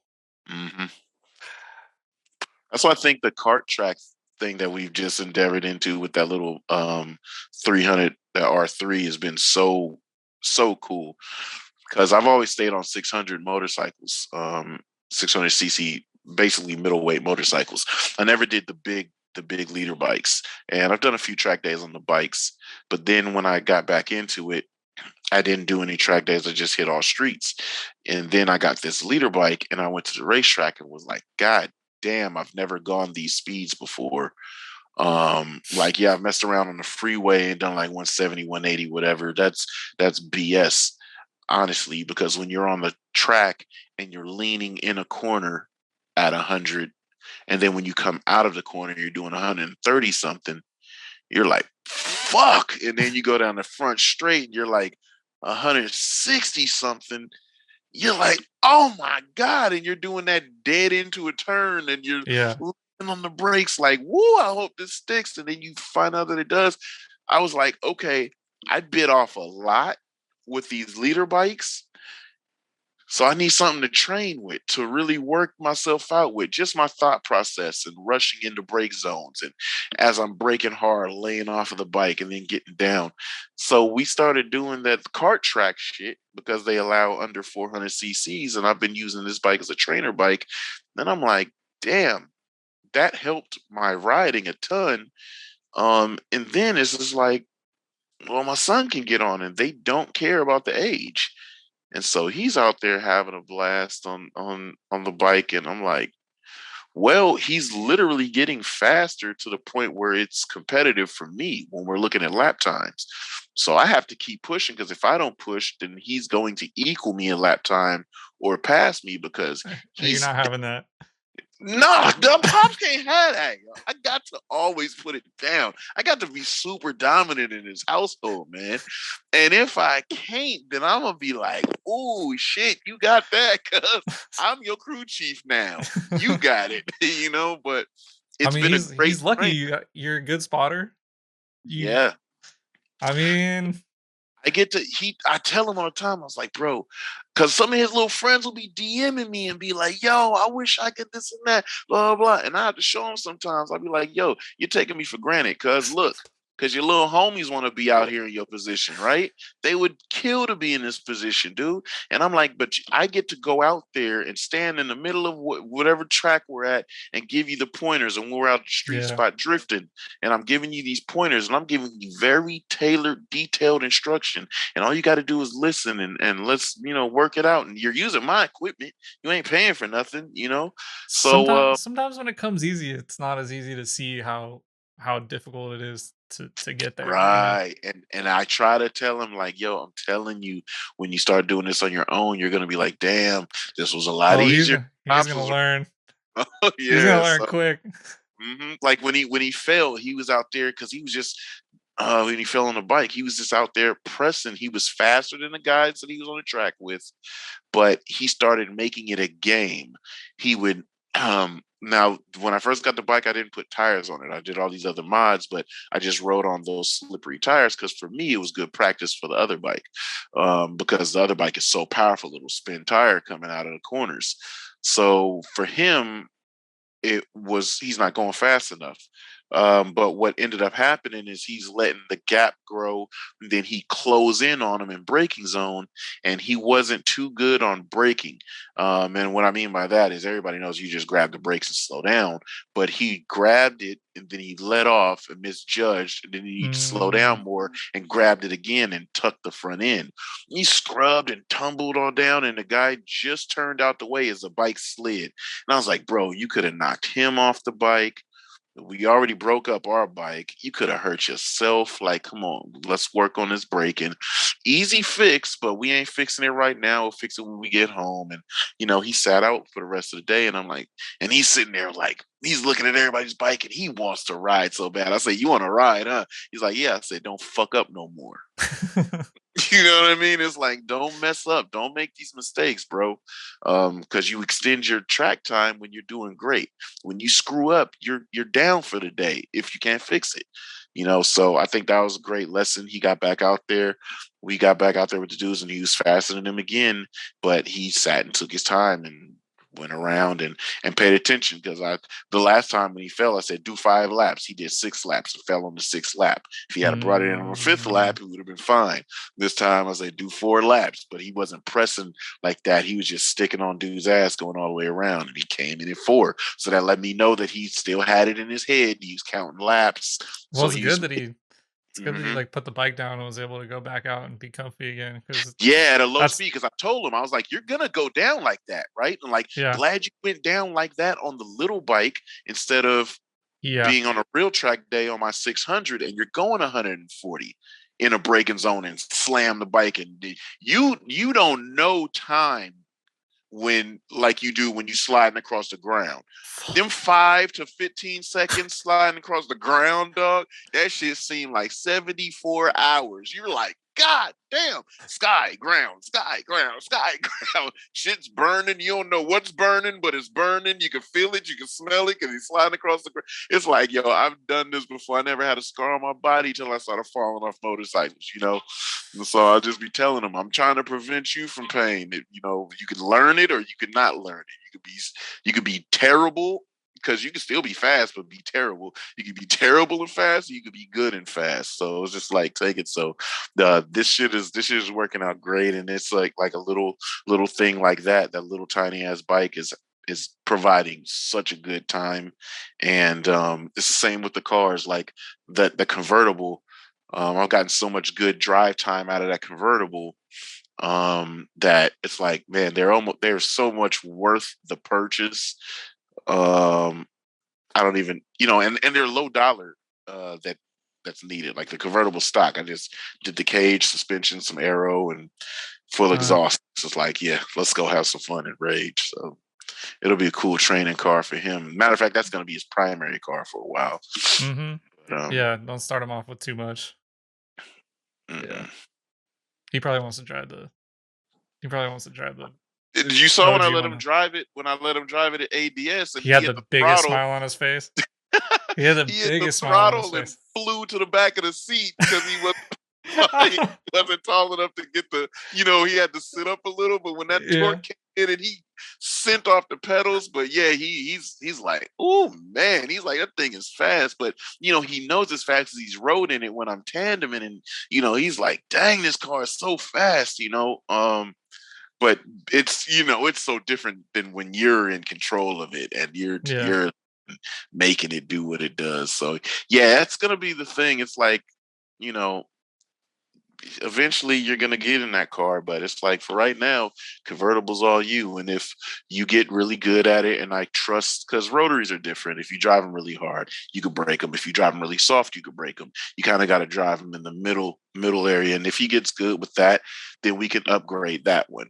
But I'm not going to upgrade it to the point where the other car is. If it gets to the point where that car needs that kind of power, and if he's driving in something that needs that kind of power, well, just go take the white car. Go take the other one, and it's at that point that I can trust you to do that. Then yeah. go, because that's gonna be different. And now he knows it ain't just gonna be me. JTP gonna be trying to knock his head off. You done fucked up the last. Man, that shit's great. Do you have any advice for like people who, I don't know, maybe haven't been around as long, that like want to set themselves up to do this consistently? Like, is there anything? I don't know. It's kind of a vague question, but No. But I know exactly what you're getting at. Yeah, yeah, don't take more of a bite than you can digest early on. yeah, that's If you huge. gotta, if you've got a means to get a car that's very simple and very fun. I kind of hate the phrase seat time fun car, but that's exactly what it is. It's a car that you can drive that doesn't give you too much of a hassle, that's very simple to maintain, and it doesn't have too many complicated parts to complicate your experience. Because that's the thing of longevity, right? Like, if you've put in enough seat time and you get good, you've protected an investment, because the car that you are learning in isn't getting damaged and destroyed. If you put too much stuff in the car and your talent level is a little lower, but to you feel like my car is built enough to drive with those type of people, and you jump in the mix of something that, yeah, the car can do it, but maybe you're and we have to be real with ourselves a lot of the times, right? You have to be super honest with yourself. You can lie to Yeah, everybody else, but you cannot lie to yourself, because you know in your head when something goes wrong, and damn, that damn. You can't hide from that damn.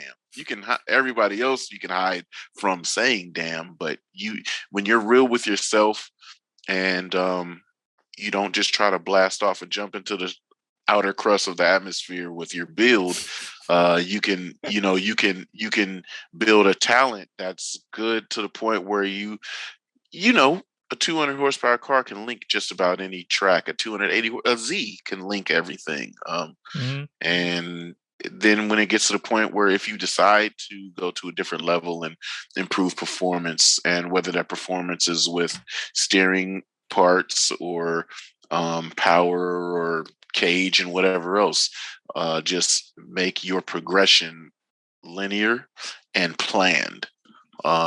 Because yeah, if you blow the bag real early buying a chassis, building it to the top of the top, and you didn't spend a whole lot of money and it's not feasible, I kind of think that's why dudes burn themselves out and leave the scene. It You happens. you didn't We've you seen didn't it love it so many enough. times. Yeah. Right, yeah, you didn't love it enough. Really, the reason why I've been at this since 2001, honestly, I've been in cars doing this shit since like 95, but really been at this with this car since 99, 2000, 2001 is because I love it. I've done everything in it. Me and that car, Yeah, it's about the driving.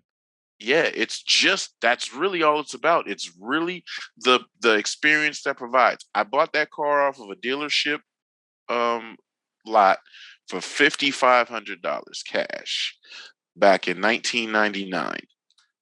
I've put quite a bit in it, from mistakes, um, messed up mechanics, things like that. But if you find a good, and that's why I think we're in the age of do it yourself, right? Everybody can do. Some of these FD cars are coming out of personal garages nowadays. If you spend the time to get the knowledge to build your skill and your talent and everything, you can do everything right out of your garage into any level you want to. But it's just the fact that the dollars that you spend, they have to provide enjoyment. And you have to be content with, I did this for this. I got this much enjoyment out of it. Now I can move to this portion of the stage and have it planned. And you can stick with this shit forever, dude. There's guys that I come across that are 60 and 70. Since I still do play around in the street, but I'll be out in like certain back roads, and an old dude with absolutely full gray hair pulls up in the sickest fucking cars, and they've been in it since they were young teenagers.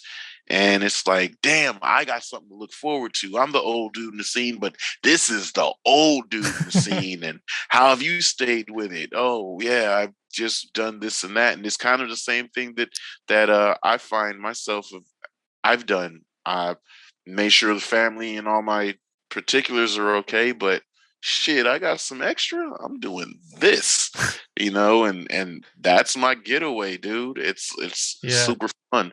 So yeah, staying in the game, you keep it simple, you take it slow, you learn to love it. It's really a relationship. Yeah, hot girls look hot. You know what I'm saying? You might get with her and smash, but she might be a wild ass bitch you can't stand. You know what I mean? And that relationship might not work, but you beat though. But it's the same with these cars.